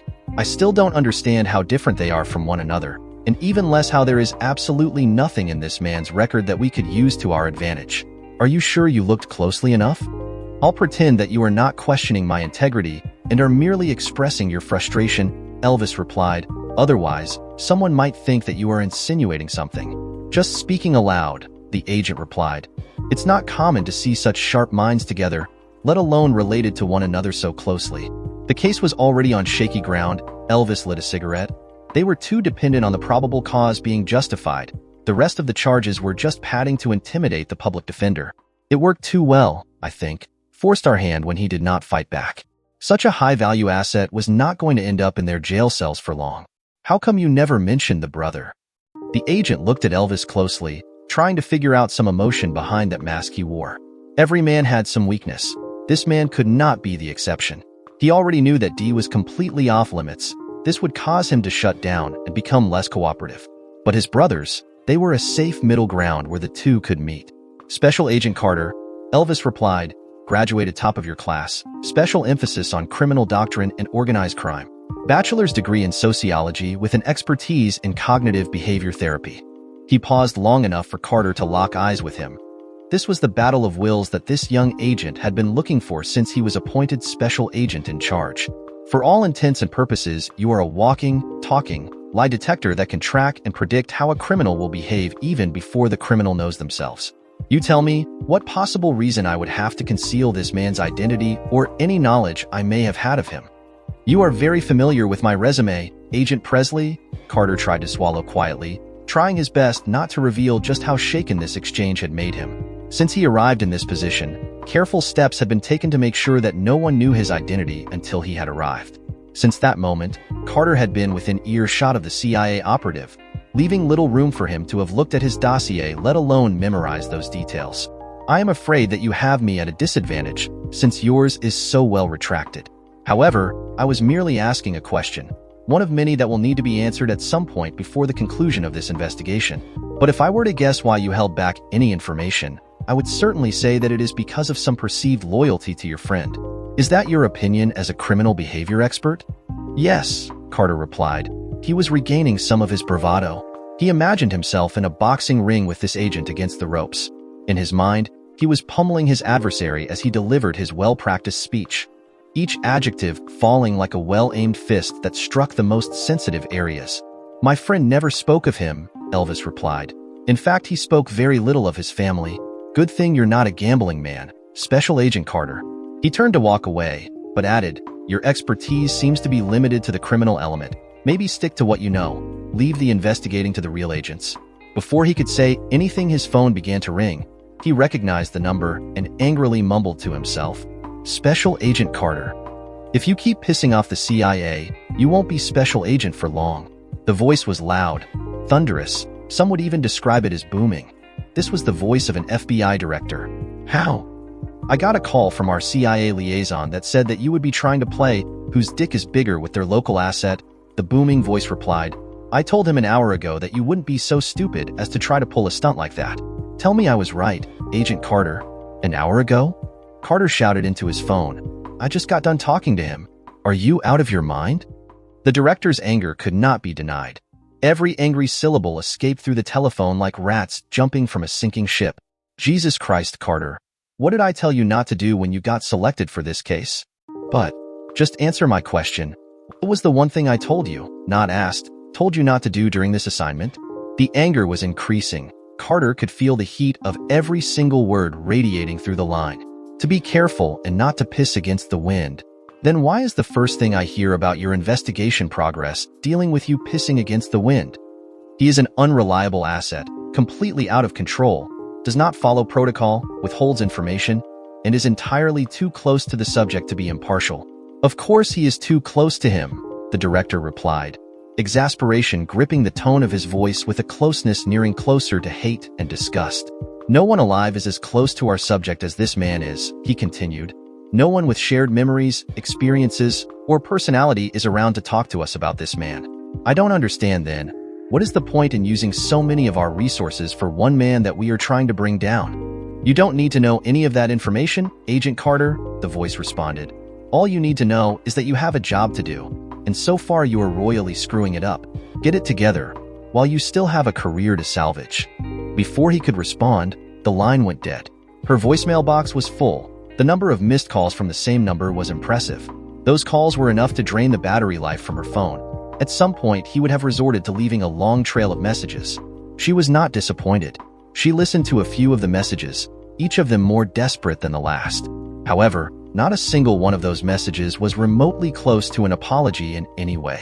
No sooner had she finished deleting the last of the messages that her phone sprang to life with the familiar number in the open display. Unsure what to do, she decided against reason and answered. About time you finally decided to make room in your busy schedule for me. The voice was condescending, full of unwarranted anger and entitlement. For the first time, she was beginning to see this man in his true light, like a spoiled child with a grand sense of self-importance. What do you want? Just what exactly were you doing following me around? I was not, she replied. I was there on an assignment, she continued, that had absolutely nothing to do with you. But I am glad for it. It showed me who you really are when you are away from me. Now, if there is nothing else, I have work to get back to. Do you think that you can dismiss me so easily? His voice had changed. There was some dignity perfumed with an air of aristocracy with each word. I will be there to see you in 2 days. I expect a warm reception. He disconnected before she could reply. However, his smug attitude solidified her intent. She had been willing to simply let it go. Now, she would demand vengeance. The 2 days passed almost uneventfully quick. Had the anticipation not kept her aware of the date, she easily could have forgotten all about it. But this was the day. The smile on her face was a quiet threat to those around her. There was nothing deprived or obscene about her plan. All she wanted was to deliver the same brutal pain that he had delivered. She wanted him to feel the same level of disrespect that he had shown her. The knock on her door allowed her fantasy to begin. She moved quietly and graciously through the already tattered remains that he had foolishly left behind. People never plan out their betrayals, she told herself. About time, he said as the door opened. I was begging. His eyes locked into the steel barrel of a pistol aimed directly at him. The coldness of the reality froze him in place. His feet were stuck to the ground as if suddenly filled with cement and iron. His knees, however, shook like leaves caught in an updraft. Enter! The single-worded command ripped the cement from his feet. The small movement of the pistol confirmed this was not a request. He had been inside this room many times before, but this was the first time that it looked in such a state. As he tried to figure out his next move, did he realize what was littering the floor. You stupid, psychotic bitch. The heaviness of the pistol dropped him to the ground. He was spitting blood and tears with equal fervor. He looked at the woman and the mask of complete emptiness that greeted him as she looked down to him. He was truly terrified. You have said enough. Her normally warm voice had turned into stone. More than enough. Now, it is time to listen. She motioned for him to stand up, and then guided him to the main bedroom where they had spent many an evening together. You will listen well. The rest of your life depends on it. Are you going to do something with that? His bravado was slowly returning. That defiance that he hoped would subjugate this woman was spilling out of him. It was clear that her hand had not wavered for a second, as she held the pistol steady, always pointed directly at him. He saw the natural way she carried it. He knew that this was not the first time that she had pointed such an instrument at another person. Or are you just the butt of the pistol? Silenced him. If you are talking, she began, her voice unmoved, you aren't listening. I am going to tell you a story now. It is not necessary, but it will help you understand your predicament. If you won't shut up long enough to hear it, I will be forced to gag you. Trust me, darling, you don't want me to do that. She moved like a predator, her prey more than secure. As he took the seat she had prepared for him, she continued, the plastic in the floor should be more than a hint as to what will happen if you don't play along. So now that you know what the endgame can be, it's time for you to understand how we are going to be getting there. You don't have it in you, he replied. The desperation was seeping out of his vocal cords. And even if you could, You wouldn't get away with it, you psychotic bitch. I told you that I had been in your hometown on business, she said, ignoring his comment. But you weren't smart enough to ask me what type of business. In fact, never once had you asked me what I did for a living. You just came in and out of my life. For a while there, I thought that you could see it, that some part of you was at least suspicious of what I did and chose to ignore it for the sake of us. Now I realize how wrong I was. You are just so self-absorbed and selfish that I doubt you could see anything beyond your own self-fulfilling needs. But trust me, you should have paid attention. If you had, then you would have understood how little tolerance I have for disloyalty, how little tolerance I have for lies and deceit. I would have told you the reason. Well, there is 3 main reasons for that intolerance. The first one is named Angel. You see, when I was much younger, I had fallen for this man because he saved me from a terrible childhood. He took my innocence after I willingly gave it to him, and he brought me into a world that I have been navigating ever since. That world is the second reason. My family.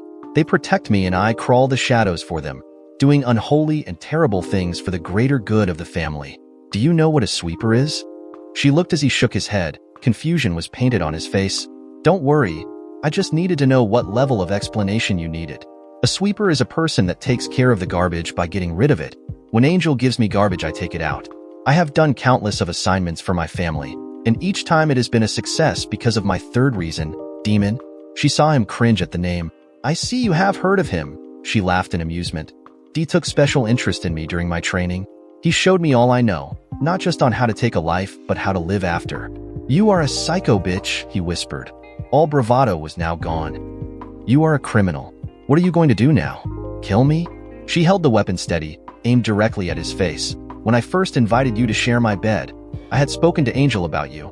UCD has left the family and his brother Angel had taken the seat at the head of the family. No, my love, I am not going to kill you. She saw the smile cross his face. He is. She saw his expression turn just as the flash at the end of the barrel went off like a camera taking an intimate picture. His lifeless body collapsed off the side of the chair and onto the floor. She drew a cigarette out from the pack that was resting on the table before she pressed a single button on her cell phone. Cleanup crew, please. Where is Agent Presley? Carter asked one of the girls in the headquarters. If anyone would know his whereabouts, it would be one of them. At the very least, he would have to report his location. He went off-grid about an hour ago. One of them responded. His last communication said that he would return in approximately 3 hours. What the hell is he doing? Carter asked, more to himself than to any of them. He was not disappointed when he did not receive a response. He drew his cell phone and tried to dial his number. It immediately went to voicemail. His next call was going to be directed at his boss, but before pressing the send button to make the phone call, he thought better. I need the recordings from Agent Presley's wire. Send them to my terminal.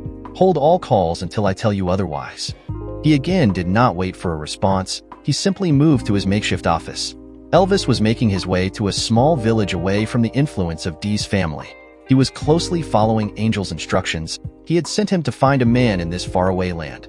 A man whose name meant very little to Elvis, but whose title was supremely important.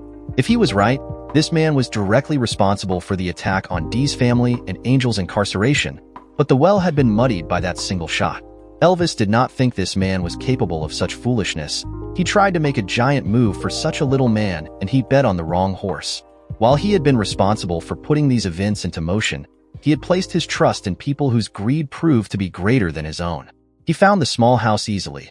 There were no visible guards or traps of any kind. This man was fully confident that his anonymity provided much more protection than it actually did. Elvis had seen far more careful men fall under the weight of their hubris. Still, Elvis loosened his weapon before knocking on the door. Can I help you? The man held the door open as far as the chain allowed it to open. Elvis could see that his right hand was tucked neatly against his lower back. Perhaps this man was not as ignorant of his danger as he initially thought. Agent Presley, Elvis replied as he held up his badge, CIA. I need to speak with you, Mr. Vasquez. We both know the reason, I am sure. The older man looked closely at the badge, nodded softly before closing the door. Elvis heard as the chair was removed and the door was opened again. Thank you for speaking with me, sir. May I come in? I didn't think anyone would find me. He gestured for Elvis to join him inside the well-kept house. After the bitch got greedy, I decided to cut my losses and left. Would you care for some coffee? Beer if you have it, Elvis replied. I thought you guys weren't allowed to drink while on duty, the man replied. That's just in the movies and television shows, Elvis replied. To be honest, It took some of my resources to be able to find you, sir. You have done a decent enough job at staying off the grid. For all intents and purposes, you barely exist. I take it you have stayed up to date on the happenings in the city? Just what's on the news, he replied as he handed Elvis the cold beer. Like I said, when the bitch started crossing the line from careful planning to recklessness, I decided that it was better for my lifeline to get out of there as quietly as possible. When exactly was that, if you don't mind me asking? I have my own working theory, but I would like to hear your side if you don't mind sharing. Once she set up the boy to take the fall for all those weapons, I knew that she had lost her mind, he replied. She wasn't happy with the blackmail idea. No, she wanted it all. You haven't asked me who she is, so I will assume you already know as much? Elvis nodded. I had suggested that we approach the boy with the information about his brother to get money for our silence. She was supposed to collect the money and make the transfers. She would keep her fee and I would get the rest. I had already retired, Agent Presley. I looked at this opportunity as a way to supplement my income. She saw it as an entirely different thing. What did she want to do? Her plan was to get rid of him, he replied, so that when the other boy took over the family, she would reveal who I was and use that as a way to take over for herself. Even if her plan had worked, I knew that my days would have been numbered. So I ran, as far and as fast as I could, came into this house, had my brother buy it, and been here since then. Things have gotten out of hand, Mr. Vasquez, Elvis replied. I had nothing to do with the shooting, he pleaded. You have to believe me, Agent Presley, but there is no doubt in my mind that she was responsible for it all. That woman, she is manipulative, clever. Even after she showed me her true colors, I found it hard to believe. Are you here to arrest me? I am here to take you into protective custody, Elvis replied. Your life is in danger. As it is, the only reason I knew of your existence was because of Angel. He sent you here? Yes, Elvis replied. He knows the extent of your involvement, and more importantly, he knows that you had nothing to do with his incarceration or his brother's shooting. At least not directly. But if we don't get you out of here, whoever finds you after I do will not be as gentle with you. Will I be able to return to my home? No, sir, Elvis replied. I'm afraid you won't. It's a shame, he replied. I had grown fond of it.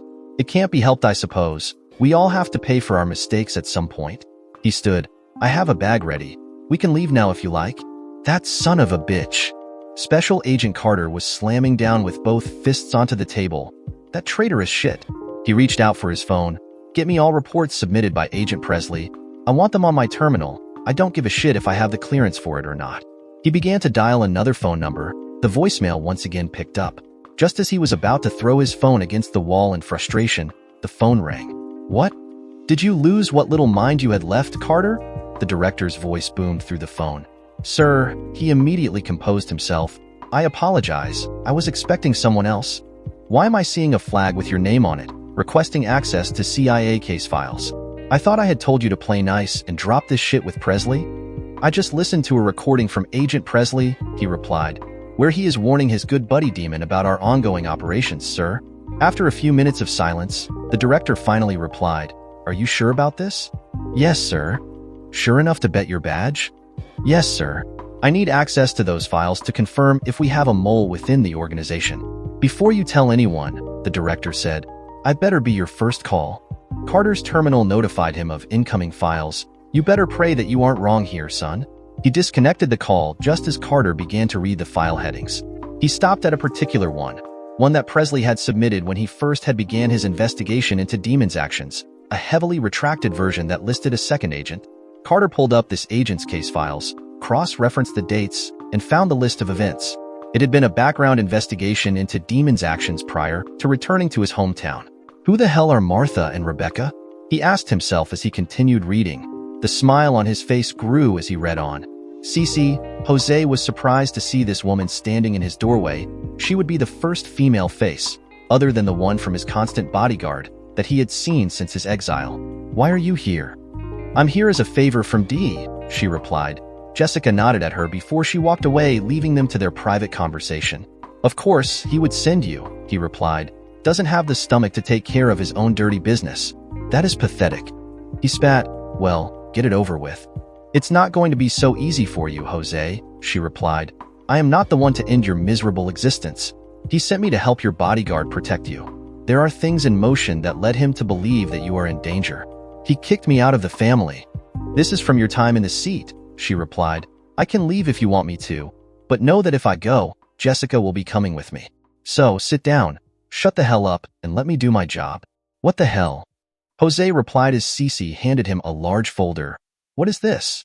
The sum of your crimes, she replied. Dee wants you to read them while we wait. I am to make sure that you read every single page. As he opened it, he saw financial documents, purchase reports, receipts, everything he had managed to hide away from the family. Every cent had been found. He also saw the list of meetings he had held with various families, every single verbal contract, every deal that had been struck with each individual. Dates. Times. How? He felt his mouth go dry as he tried to speak. I don't. You're not the first one to forget who the demon is, she replied with a laugh. At least your name is at the bottom of his list. Be grateful for that, Jose. Your guests are coming soon. I hope you are at least useful with a weapon. Where in the hell have you been? And who the hell is this? Carter did not waste time at getting his point across. This had been his greeting as Elvis led Mr. Vasquez into the building. Witness, Elvis replied. Followed some intel and decided that for his protection, he needed to be brought in. Then why didn't you put in a request for it? I have my reasons, he replied. He will need to be placed into protective custody. Well, Carter replied. The smug look on his face made Elvis be on edge almost immediately. He won't be alone for long. I am bringing a few witnesses and myself. Oh, Elvis replied. Perhaps he had been wrong about this man after all. However, he would not give him the satisfaction of recognition. I have the feeling that you would like for me to ask who those witnesses might be, so I'll bite. Who are they? Two females, Martha and Rebecca, he replied. That smirk grew when he saw Elvis freeze on his tracks. I am sure you are familiar with them.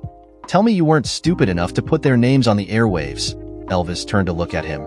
For the first time, Carter could see some emotion in his eyes. He saw something there, something that he never thought he would see on this man's eyes. And for a second, he felt himself being the superior man. Agent Presley, he replied. I don't have to tell you how I conduct my operations. He almost lost his professionalism as he looked at this man. The great and mighty CIA agent had been outmatched. You stupid shit. Elvis screamed, Valerie, get me the CIA director on the phone. ASAP. He was telling the same woman that Carter had spoken to earlier. She moved without question, immediately following his commands. Joe, get me a chopper. I need to be on the air in 2 minutes. He continued barking orders as he looked at a third individual. You, take Mr. Vasquez here and put him somewhere safe. Under no circumstances is his name to be placed or said in any reports. What do you think you are doing, Agent Presley? Carter replied. You have absolutely no authority here. In fact, Agent Presley, I am placing you under. Elvis's hand wrapped around his throat, interrupting his well-practiced speech. Do I have your attention? Elvis hissed at the man.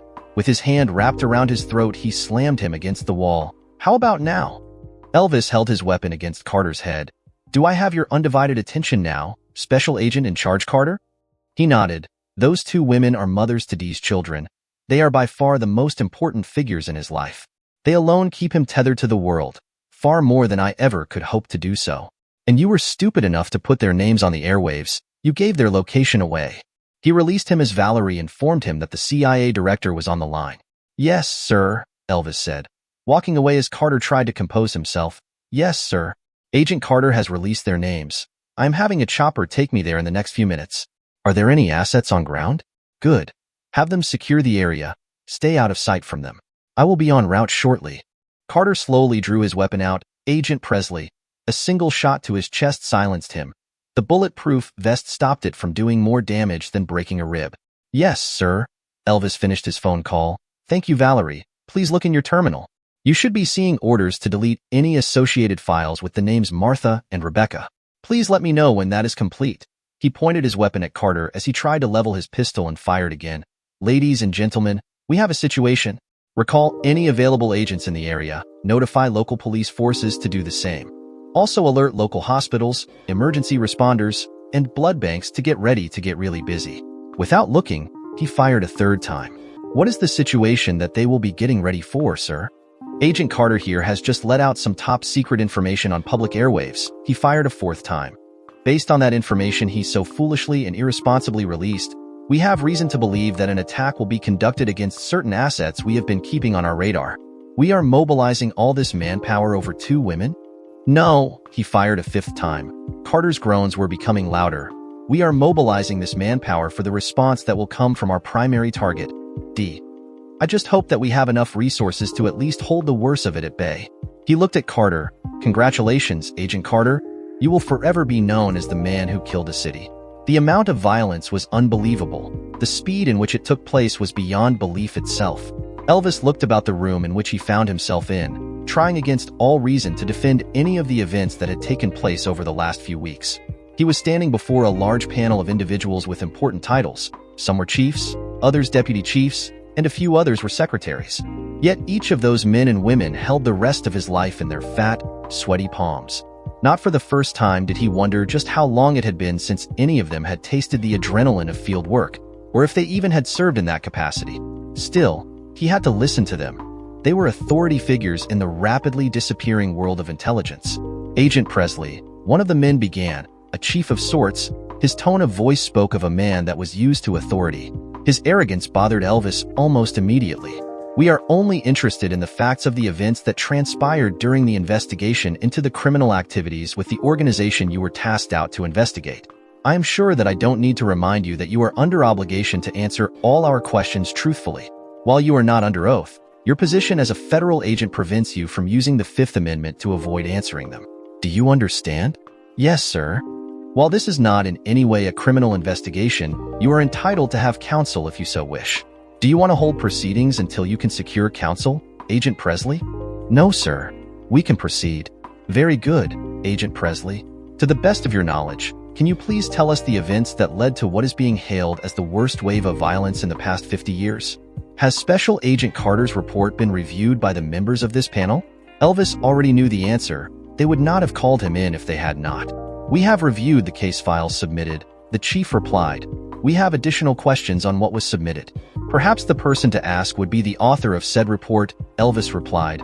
I cannot speak on Agent Carter's behalf. Agent Presley, the chief continued, exasperated. This panel is well aware of both your insubordination with authority figures and with your open defiance with protocol. Here is some free advice for you, son. Do not push your luck. While my personality flaws are, as you said, well documented, my answers are geared toward the purpose of this panel.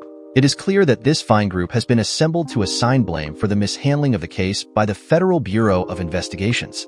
Their embarrassment, I am sure, is extensive considering how their lead investigators not only unjustly but illegally apprehended an American citizen. Not to mention the embarrassment at having their patchwork investigation be exposed by what most attorneys would consider a greenhorn. On top of that, I am sure that the exposure of several links to the aforementioned criminal organizations did not sit well with certain individuals. In other words, sir, I don't think I can heed your advice without properly consulting an attorney of my own. There were a few snickers within the other panel members at that last comment. Agent Presley, another voice began. This one belonged to a well-dressed secretary. That is precisely why we have convened here today. Your investigation exposed a lot of embarrassing skeletons within closets in many federal agencies, not just with the FBI. This, however, is not a witch hunt looking to assign blame to anyone.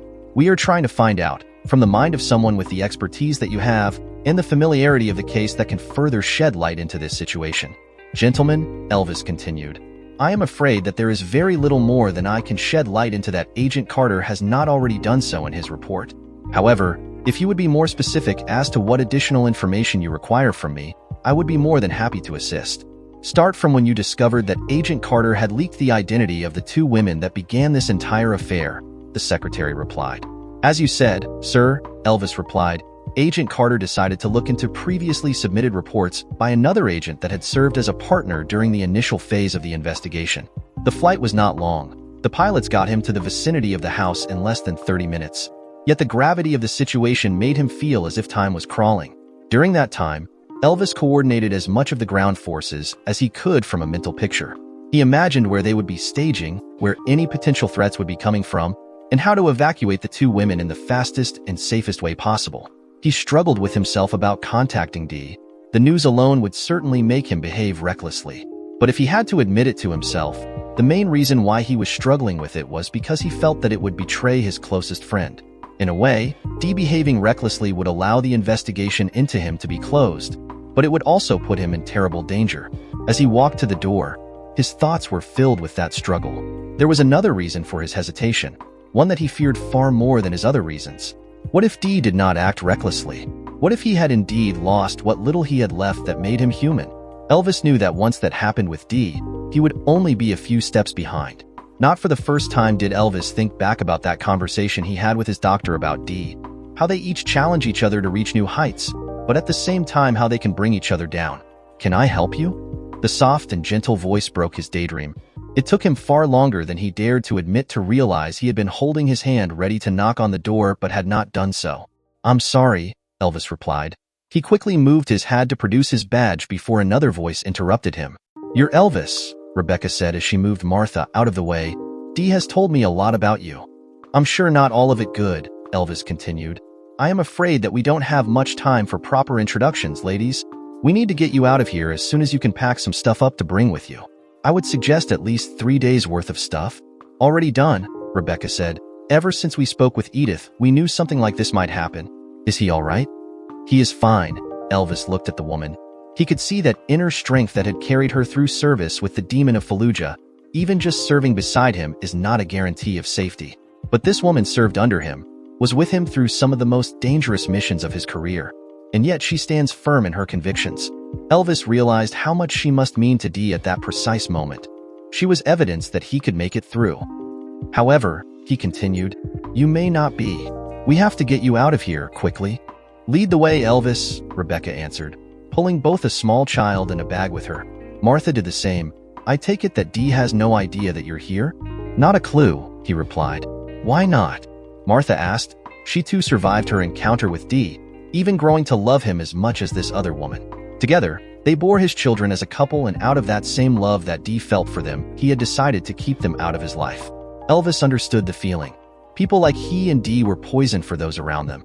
The more they loved, the quicker the poison would consume their loved ones. It would take a special type of woman to survive that experience, and while Martha on her own merit was a strong and gorgeous woman, she did not have that thing Rebecca did. She did not understand the demon. "Because if he did," Rebecca replied before Elvis could, "he would have been the one here picking us up, which means that things are about to get really bloody. Does someone know about us?" "I don't know," Elvis replied. "Someone released your names in open radio waves. I have reasons to believe that someone could have heard those names and could potentially sell that information to an interested party. What kind of moron would do such a thing?" Rebecca helped load Martha and the children into the chopper as she continued her conversation with Elvis. She saw the many similarities with Dee. That was the main reason why she was so at ease speaking with this man. Dee had spoken volumes about him. In those terrible nights when the nightmares were at their worst, Dee would often call out for him. She never imagined that she would come across such a man as Dee in her life. But here was a second man that was equally fragmented and void of joy. Here was a man just as dangerous. "Someone that greatly underestimated the demon," Elvis replied as he helped Rebecca climb aboard the chopper. "Let's hope I am wrong about this one. Do you have a way to contact him?" "Yes," Rebecca replied. "As soon as we are airborne, I will send out a message for him, so he knows we are safe, and so he knows who helped us out."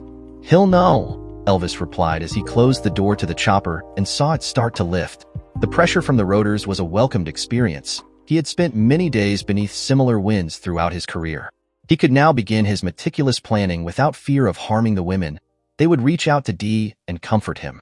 "We got incoming." The voice on the radio shook him awake once more. 3 Victors, 5 packs each. Assault rifles, heavy plates. Pros for sure. "Maintain position," Elvis replied. "Engage only if engaged. Let them come as close to the house as they dare. Maybe they did not see the chopper take off." "Roger."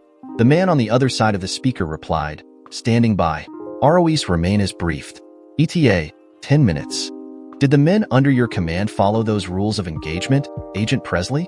The chief that had previously spoken to him asked. "The report does outline a number of casualties on that day. As the vehicles pulled into the house, sir," Elvis began, "my men mobilized into a pincer maneuver in order to lock our targets in place. Our plan was to exhibit a show of force to hopefully have them surrender without bloodshed. It didn't go as planned, did it, Agent Presley?" The venom spewed out from the chief's mouth as he spoke. Elvis knew that he had wounded his ego with their previous conversation. However, he was not prepared for the depth that cut had delivered. "For a second it did," Elvis replied. "The vehicle had stopped, and the men quickly took breaching procedures. They broke into the building itself with time, precision, and expertise. They were prior military as well. Even as far as I would guess, probably have served in our beloved special operation groups. The way they moved about the building was proof enough of that. But when we descended upon them, their common sense and training kicked in. You recognized any of the men? The secretary interjected. No, sir, Elvis replied. This man knew how to ask questions. Their faces were covered up, but like I said, their movements gave up enough of their identity that they knew they would be held for a time or two behind bars.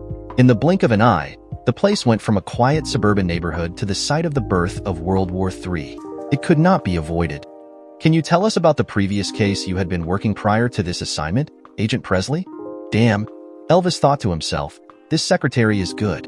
I was placed in an undercover operation designed to identify, infiltrate, and apprehend a mole within the agency, sir. This mole had been responsible for countless deaths, extortions, tortures, and for the embezzlement of untold amounts of money.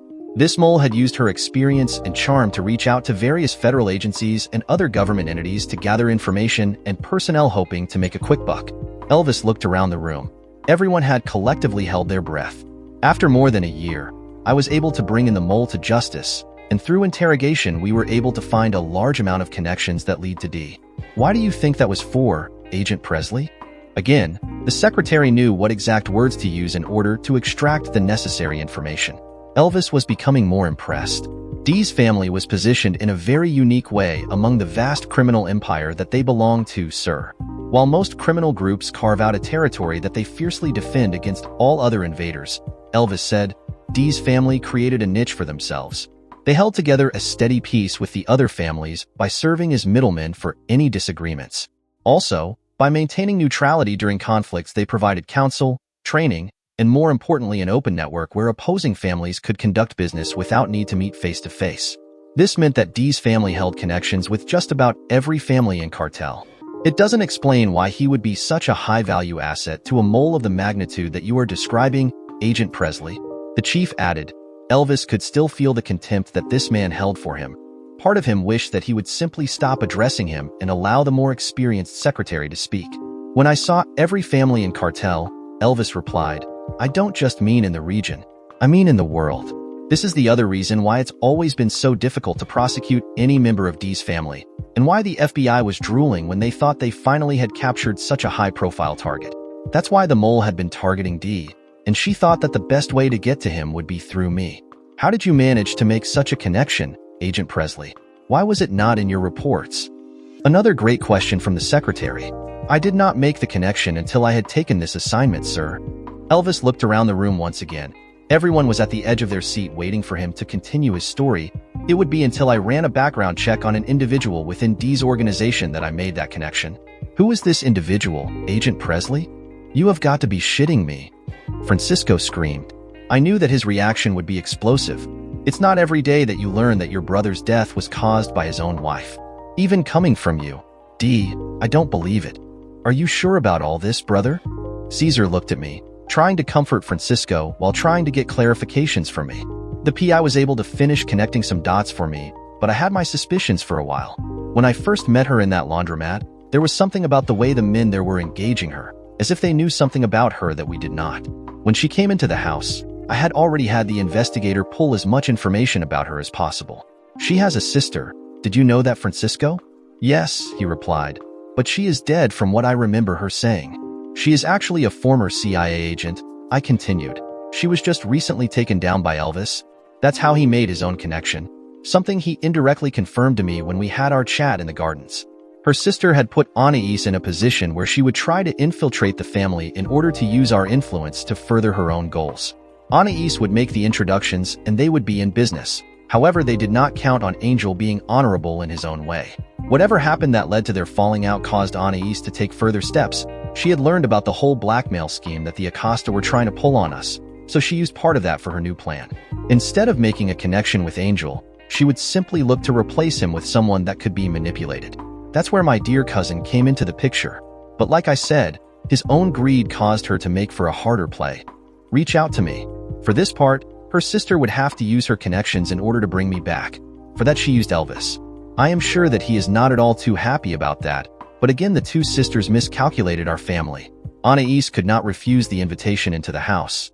but she would need someone to do the act for her if it ever came to needing to take me out, which would leave you again as the only person to take the mantle of head of the family, brother. Again, they would use the original blackmailing scheme to control you, but they again miscalculated. Their man disappeared, and while I am sure that Elvis may have had something to do with that, I am not entirely too sure as of now. However, Anais learned from her previous mistakes, and if she could not succeed in seducing me, then she would have to move on to more violent means of removal. Do you remember that day you interrupted her, Francisco? I knew she was trying something with you, but she kept denying it by saying how Edith was her sister and she would never do something like that to her. So who was the one that pulled the trigger? Caesar asked. In order for her to feel safe with her plan, she needed a fallback plan, someone that she could control but that held some amount of power of his own. I continued. She had reached out to Casper long before we brought him in. I figured that with him seeing our operations, he would back out of her plan, but her hold over him is impressive. It was he that pulled the trigger that night. So we destroy that little gang of his, Francisco said. He needed someplace to divert his anger. Then we deal with the bitch. No, I replied. There is a reason why I had him come into our business matters. They can be of use to us, but not with Casper as their leader. No, we needed someone else to take his stead, and where I initially thought about his younger brother to replace him, there was something that you shared with me about a particular individual that had recently joined their organization. Once we have dealt with Casper, he will have our support. But we don't deal with any of them just yet. There is still some end game there that I am not seeing. I want everything to be exposed out in the open at once. Make her watch as her world crumbles around her, her little plans failing one after the other. Only then will we strike. Whatever the end game is, though, it is happening soon. I sent out Cece to where our dear cousin has been confined to. Between her and Jessica, they should be able to protect him, should that be one of their intended targets. It is there that the young man will be made the offer to take up after Casper. His brother will certainly understand that because of Casper's betrayal, he could not be trusted. He alone will decide his own fate. If he joins us and serves honorably, he will go far. If he opposes us in any way, then he will be dealt with immediately. How will you know when they will strike? Caesar asked, just as a soft knock interrupted them. Edith opened the door cautiously. What is it, Edith? I asked. The girls just called, she meekly replied, unsure how much she could speak about them even with this small group around me. It's fine, I replied. What did they need? It seems that they have been evacuated, she continued, watching my expression for any signs of distress. There was no immediate danger, but Elvis felt that it was necessary to move them for their safety. You asked how we would know, dear brother? This is how. Elvis watched as each collective breath was taken almost simultaneously.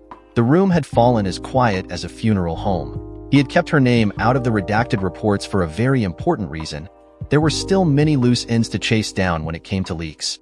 I knew that it would only be a matter of time before Dee would learn the same information, so when I engaged him, I did so to figure out just how far his ire would spread out.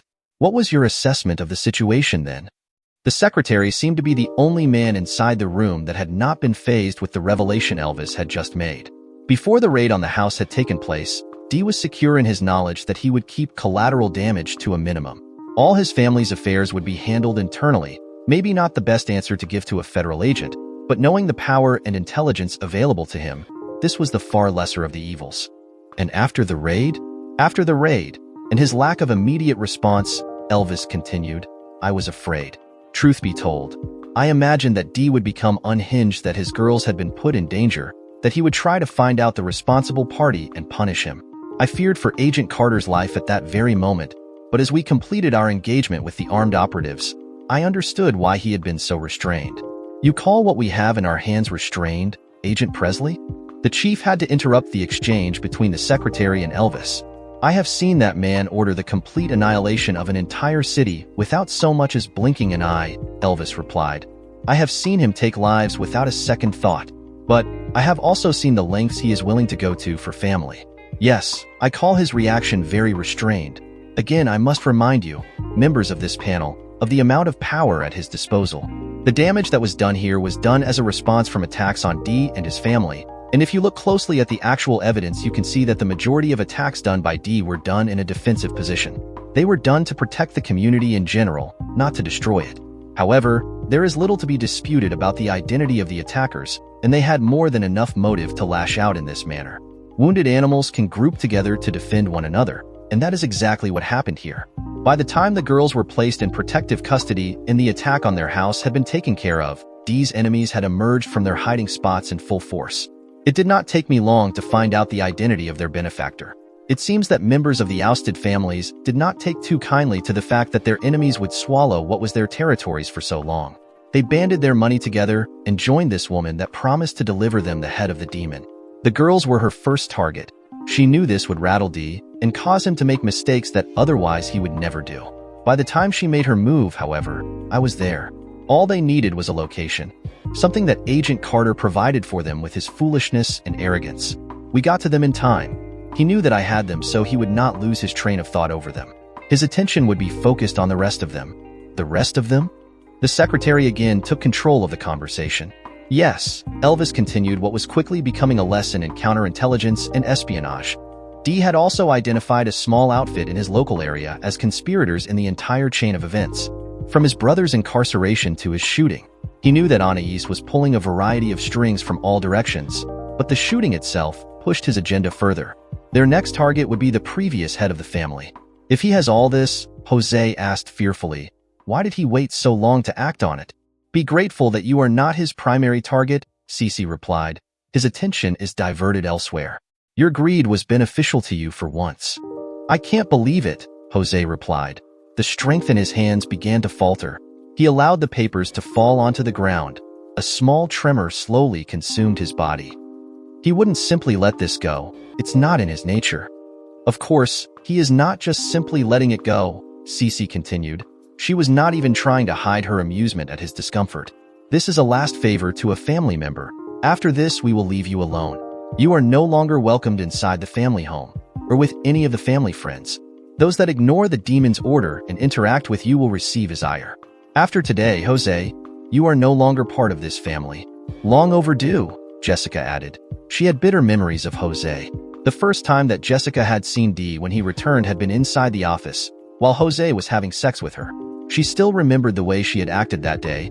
She vividly remembered the way that Dee had looked at her. She could imagine exactly what he had been thinking then, dismissing her as nothing more than another bitch spreading her legs to get ahead in life. He would not have been wrong. The shame had made her decide to sever her relationship with Jose, but his banishment surely helped sever her ties completely. Dee's punishment for her had been more than deserved for both of them. While Jose would be forced to look at the woman he had dominated and humiliated multiple times without being able to do so anymore, her punishment was far more elaborate. She would be constantly reminded of that shame. Every second she had to spend with Jose, those feelings of shame returned. But even at her worst, Dee found a way to improve her lot in life. He had assigned Francisco to personally coach her, teach her the ways of her new function as bodyguard. While at first, their interactions had been only professional, eventually feelings developed between them. She had asked Francisco once about his feelings over their accidental meeting. Francisco looked at her curiously. What do you mean accidental? Francisco had this way of looking at her that made her stomach do somersaults. Well, she replied, Dee had sent me to do this task as a punishment and assigned you to teach me. If he had not done that, we probably would have never met. I've known Dee for a short time, he replied, and I've heard a lot about him. His mind works in amazing ways. I wish you could see it. He is often 3 or even 5 steps ahead of everyone else.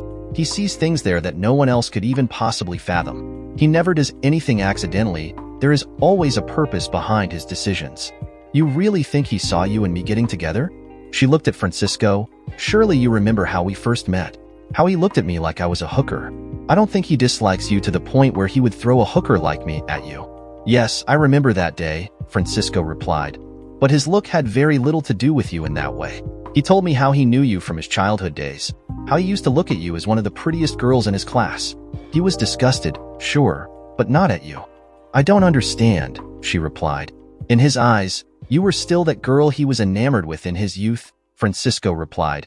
He was disgusted at what his cousin had done to you, how he had abused his position in order to subjugate you and demean you in such a way. Sure, you allowed it to happen. And that's why he felt the need to punish you, as you put it. The way to do that is to remind you of how low you fell so that you never fall that low again. He also prevented the situation from happening by his orders, and I am sure that he saw something in you and I that made him realize that we would be connected. Do you remember when he saw your son and I together? Yes. Did you see him be surprised at the fact that your son addressed me in such an affectionate way? I really hadn't thought about it, she replied, thinking back on that day. But you're right, he was very casual about it. I asked him about it after you had left, Francisco confessed. His only question was why no one had told him about it. Why he had been the last one to find out, when everyone seemed to know all about it. He never once found it odd or out of place. I wonder what it was that he saw there, she asked rhetorically. What made him think we would happen? Only D knows that, Francisco replied as he softly kissed her lips, and I doubt he could even describe it if we were to ask. But whatever it was, he was right. There's vehicles approaching. Jessica's concentration had been interrupted. Well, Cece added, looks like it's time. What's the plan? Jose was scared. Jessica tried her best to hide her enjoyment, but was unsure if she had been successful. I have a message for their leader, Cece replied. We will adjust our position based on what they have to say. As she finished explaining her plan, one of the vehicles approached the house and parked in the front yard. It was a large, black SUV, windows tinted. Cece laughed internally. These people had certainly seen far too many movies. We're here to get Jose to safety, the large man shouted as he opened the rear passenger door. She knew who he was, but this was the first time that she had seen him with her own eyes. Ladies, if you don't mind moving aside, we'll take it from here. Do you know who I am? Cece asked. Does either one of you know who I am? She was now addressing the three other men that had climbed out of the vehicle after their leader. Why the hell would I care about who you are? The large man replied. Do you know who I am, bitch? You are Casper, Cece calmly replied. These men follow your orders much as I follow the demon's orders. You should know who I am. The devils always get a kick out of learning who sent them new guests. My name is Cece. She looked at the men. Recognition of her name clearly registered in their eyes.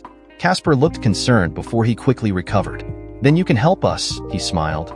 We are here to take Jose to safety. There are men on their way to kill him. We were sent to protect him.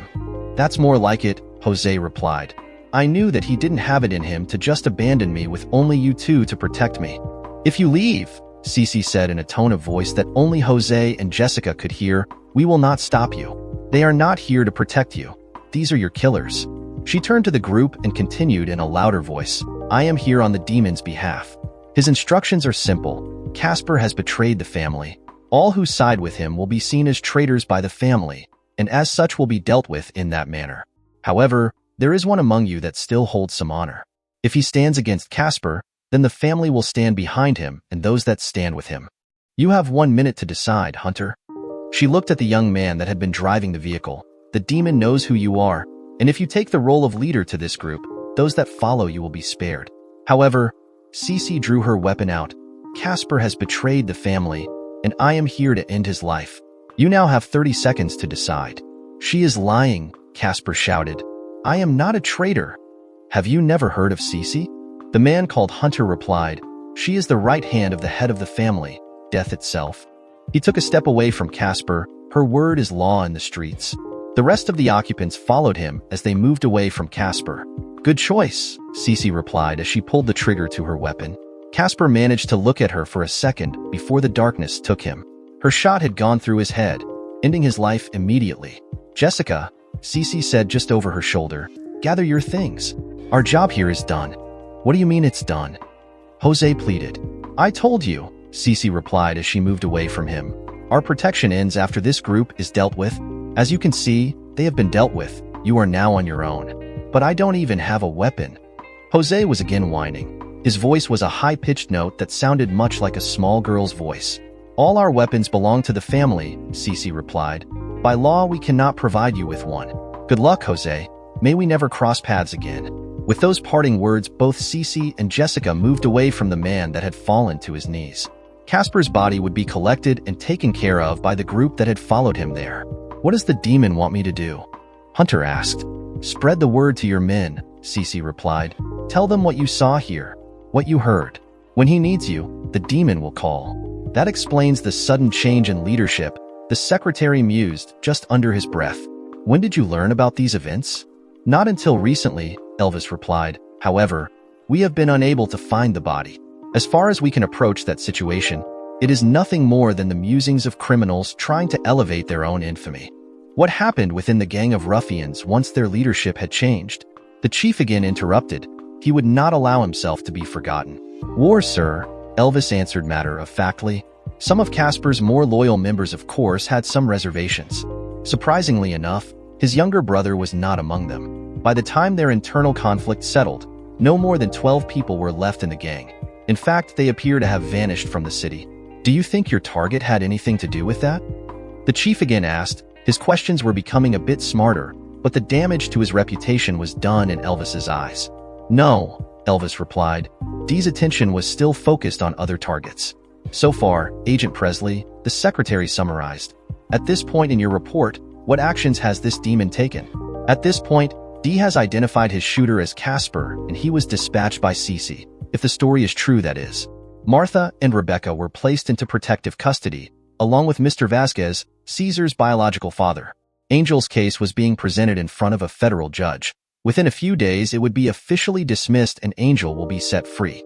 Along with the heartfelt apologies from the United States government, Anais has been identified as the mastermind behind the attacks against Dee's family, along with her sister under CIA custody. We have taken the small group of professionals that had been hired by Anais into custody, at least the few that were left alive after their attack. Elvis looked around the room. All of this had been meticulously planned out by Dee, down to the last detail. With one exception. Is that not correct, Agent Presley? The secretary looked at Elvis closely. Unless her death was also part of his meticulous planning? No, sir. Elvis looked at the floor, though surely not as deep as Dee's pain. He felt that he shared at least some of it. I don't think it was. Francisco, I called out to the man that had stood beside me over the very chaotic previous days. I need you to call Anais here for me. Do not alert her as to what this conversation will be about. Simply tell her that I would like to see her. Do you want Edith away? Francisco knew the answer. Yes, I replied. She does not need to know what will be said, or what will happen to Anais. Let her come up with her own conclusions and interpretations. By the way, I looked at him. The weariness was more than obvious in his eyes. How is Jessica doing? She is fine, Francisco replied. Cece helped her out a lot more than I could, but she is not sure if this is going to be her life. She wants me to consider settling down with her, make us a more permanent relationship. I sense but somewhere soon, I joked, trying to ease the tension. I want revenge first, Francisco said. I want to see that bitch pay for what she did to our family. For a second, he looked at me with wild eyes. Dee, I know that revenge can swallow a man whole, and I don't want that to happen to me. I want to get that out of my system before I can settle down with her. Francisco, I understood what he meant. I understood his fears, and more importantly, I perfectly understood his anger. It's almost over. We have made it this far, and we got a little bit more to go. We cannot afford to become reckless now. But I promise you, brother, that she will pay for all the blood that has been shed. Thank you, Dee, he replied. What time do you need her here? The sound of a car pulling up to the house made us both look out the window. There was no need to look too closely to know who would be in that car.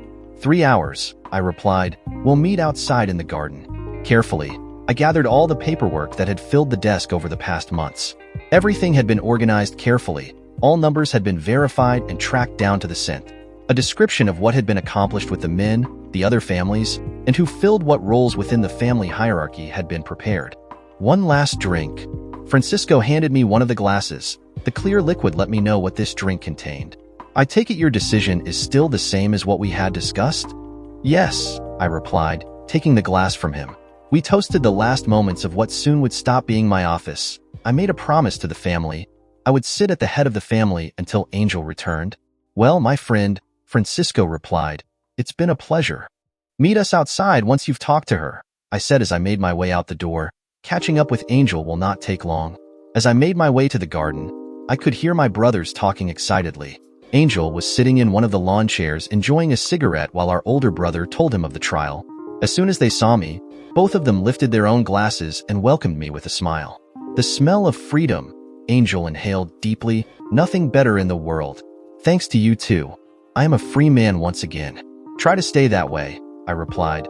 There is one last thing I need to take care of before handing everything over back to you. What do you mean? Angel asked. I only took the seat until you got out, I replied. Now that you are here, I just need to close the last of our affairs so you don't need to deal with them. The conversation had been strange, far stranger than the previous conversations she had recently experienced with Francisco.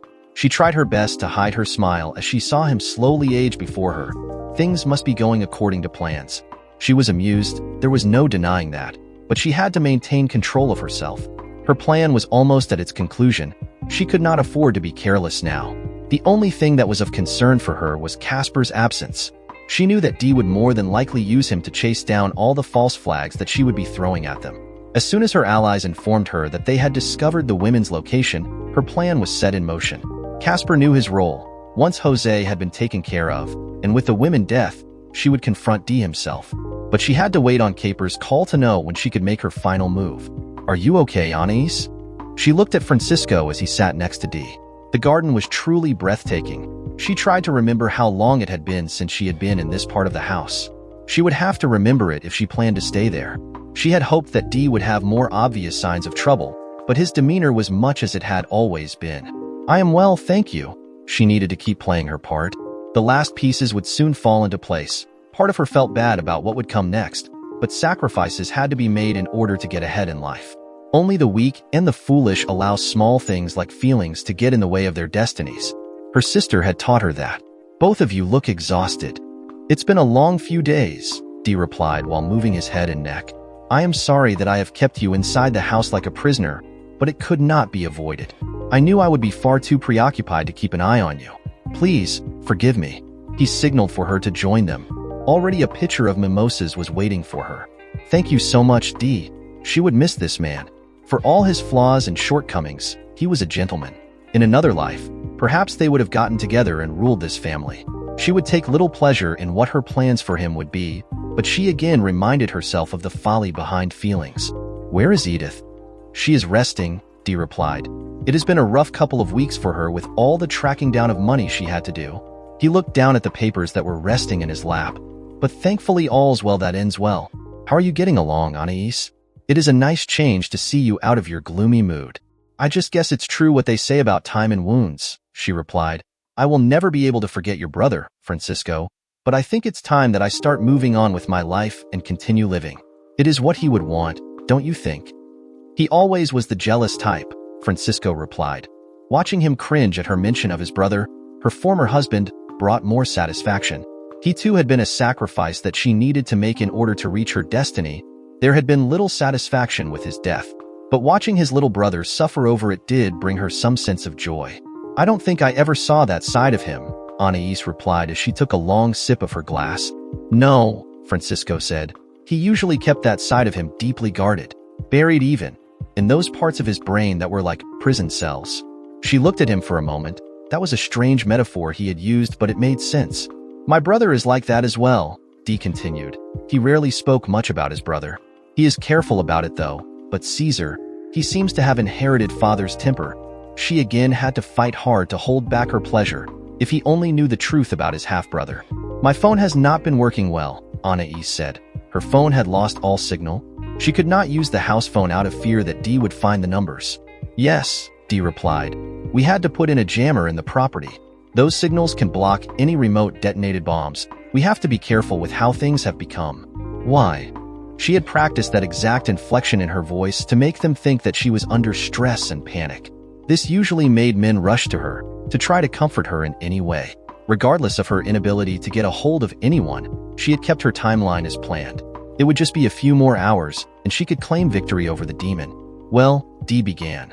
"There is some news regarding Angel that he tried to act strong but was just barely holding it together." She had to bite her tongue to prevent her laugh from escaping. She moved her hand out to try to touch him, to comfort him.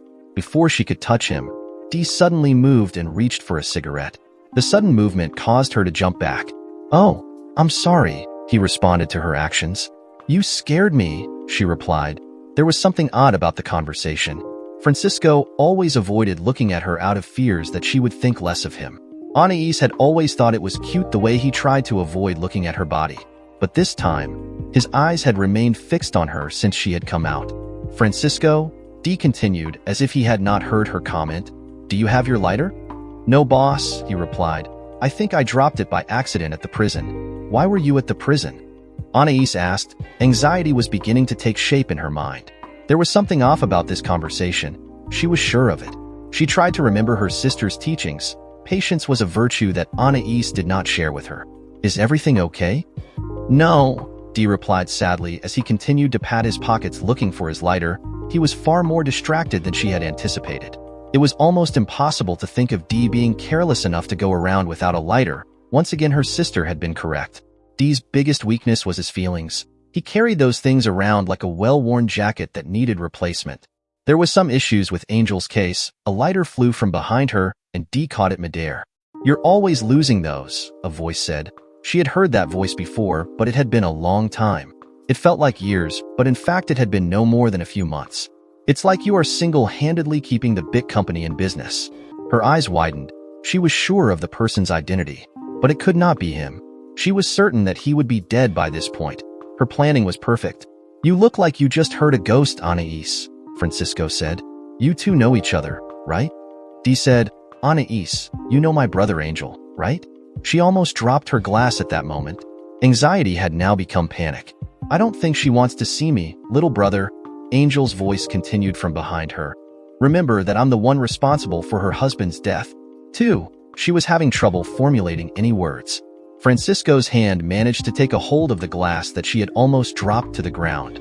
Well, Dee continued, maybe this was not the best way to introduce you two then, but it could not be helped. Oh, have you spoken to Pops yet, Angel? Caesar dropped by their place on the way here. Anais could sense that Angel was moving around behind her. From the way Dee's eyes moved, she could only guess that he was pacing back and forth. I like what you've done with the place, bro.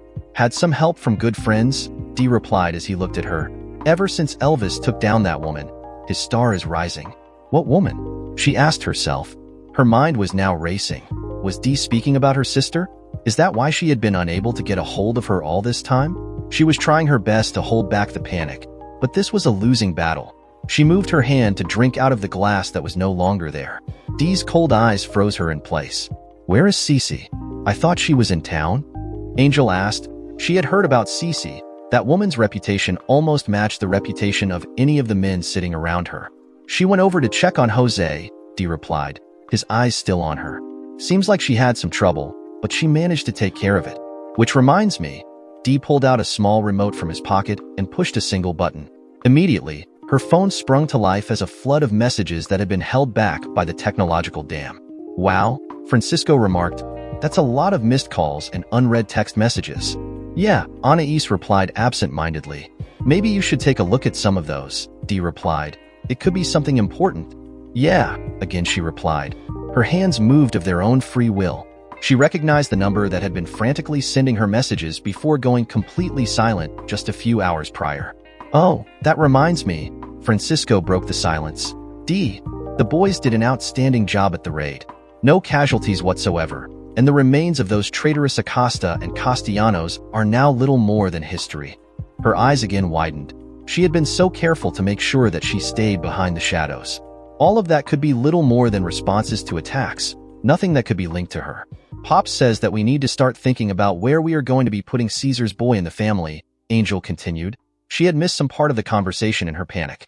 He is still his grandson and a member of this family. Her mind was moving in circles. The world around her was beginning to blur. All of her careful plans had just been spoken about openly. Each of them had failed monumentally. For the first time in her adult life, she began to pray. Elvis just called. The last of the brothers had joined their conversation. It seems that someone tried to kidnap a pair of women near Washington, D.C. There was a number of well-trained men that showed up to an empty house. Elvis had already moved them into protective custody before the men showed up. Any injured? Dee had not stopped looking at her this entire time. None of his men, Caesar continued. Out of the group of would-be kidnappers, only 3 made it out alive. That's a shame, Dee replied, finally taking his eyes off her. I'm sure that Casper could use some sniper training. He can be sloppy with his long-distance shots. You think you could take him out to the range, show him how it's done, Angel? I think Cece's got that handled, Dee, Francisco said as the men laughed. How could I have forgotten? Dee mockingly replied. His eyes returned to her. So, we have come far, little sister. Very far, don't you think? She nodded. I know everything. Anais, every little plan, scheme, trick, everything that you and your sister planned out, everything is undone. Francisco is foaming at the mouth for a chance to get revenge for the death of his brother. My brother Angel for his incarceration. My brother Caesar for your attempted blackmailing scheme. It's over, Anais. Now it's really just a matter of who hates you more and who has more to avenge. Well, except you, D, Angel commented. You seem to have come off scot-free, and you already got payback on the man that took a shot at you. Anais was trapped. She had failed, but there was one more move she had. She could take some small measure of victory with that. Even if all her other plans had failed, this last one would allow her some solace. In her increasing madness, she began to laugh as she saw the time display on her cell phone. Even if he tried to get her help, it would already be too late. As her laugh turned into a cackle, the men looked at her. She snapped out of her madness for a moment. D, you just can't seem to be able to take care of your women. Rebecca and Martha are safe. You stupid bitch. Francisco's anger surprised her. You lost. Oh shit, D began to run into the house. Edith. D found her. She had been given a massive dose of cyanide that had been hidden in what would be her last meal. There was a note beside her. She had been reading it as she ate. The note made it seem that D had cooked this meal for her. Elvis again looked around the room. She died thinking that D had poisoned her. Agent Presley, the secretary, continued. What happened next? I don't know, Elvis replied. Anais' body was never recovered. D refuses to speak about it. Shortly after that was when we approached D. Very well, the secretary spoke. Thank you for your time, Agent Presley, and for your testimony. It was truly eye-opening. We're not done here, the chief said. There is still the matter of finding a responsible person or persons for the tragedies that took place because of this violence. Are you telling me that you are going to turn a blind eye on a known criminal like this demon? He was passionate about his little speech. Elvis almost pitied the man. Agent Presley, the secretary said, is this man, D, still an active member in his family's affairs? No, sir. Do you really believe that bullshit? The chief had begun before being interrupted by the secretary. Why is he no longer associated with his family, Agent Presley? There was a falling out between Angel and Demon, sir. Can you please inform the other members of this panel as to the reason for their falling out and the nature of your investigation into D's family, Agent Presley? No need to dance around the more classified aspects of it. The panel members will learn about it soon enough. The secretary stood up and gathered his things. Do relay my sincerest condolences to your friend, Agent Presley. Yes, sir, Elvis replied. Thank you, sir. As he left the room, the chief continued to look at him, almost afraid to ask. The reason for the falling out and the reason for my assignment are the same. Because of the information received from the mole, the CIA director along with the Secretary of Defense felt it necessary to begin an internal investigation into all ties relating to this mole. Because of my background in counterintelligence and the success of my initial investigation that led to the apprehension of the mole, I was the first choice. However, there are very little people in the world that possess the same amount of training that I do. And from those few, there are many links that connect them to the mole. It would be impossible to find a completely clean individual to assist me in the investigation within any federal agency. The CIA has made deals with criminal groups in the past. These deals have allowed us to infiltrate a number of criminal cells that otherwise would have seemed impossible to investigate. My investigation into D's family was not to bring him down, but to recruit him. The silence in the room was resounding. It would take a few seconds for the reality to hit the chief, but eventually it did. You wanted to recruit him? At the end of the day, sir, D is a patriot with similar training as me. He is far superior in other areas, such as tactics, infiltration, and planning. The offer was simple. He would join me in conducting this investigation in exchange for all crimes committed by his family being essentially forgotten. However, this would cause the falling out with Angel. Angel felt that his brother was betraying the family, and D took that as a personal insult. After all he had sacrificed, all the obstacles that he had overcome, he had one last obstacle before him. If he accepted my proposal, he would lose his family. What was his decision, Agent Presley? Angie would still be asleep by the time I would reach the interstate. This was the best way, to walk away instead of dragging it out. I loved her with all that was left of me, and not a day would pass by that she would ever doubt it. But I understood. I had to understand for her sake. Love is not always enough. She had fallen asleep last night in my arms, her eyes smothered with tears. She had begged me to stay the night, our last night as we lay together in what once had been our bed as I finished telling her about my past, about my life, about all those secrets and tragedies that I had carried with me over the years. When the tears came, I was unsure if they were because of the story or because of what we had killed that night. As I kicked my leg over the seat, I looked up at the stairs leading to her apartment one final time. She stood there, her eyes on me.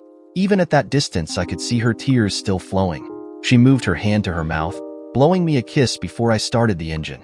It is a blessing to go about life, never knowing the taste of a final goodbye kiss. I had tasted many of them throughout my life. Hers would be no less bitter than previous ones. My phone chirped. With a small click of the headphones, I managed to answer it. "Are you on your way?" Elvis's voice boomed from the other side of the earbuds. "Yes," I replied. "Angie and I are done." "That sucks, man," he replied. "You going to be all right, you stupid softy?" "Yeah," I replied. I appreciated his attempt at humor, but Angie had gotten too deeply inside of me. This would take some time, the only thing that I had plenty of anymore. "Good," he replied, "because we got work to do." Dear listeners, please share your thoughts in the comments section below, and don't forget to like, share, and subscribe.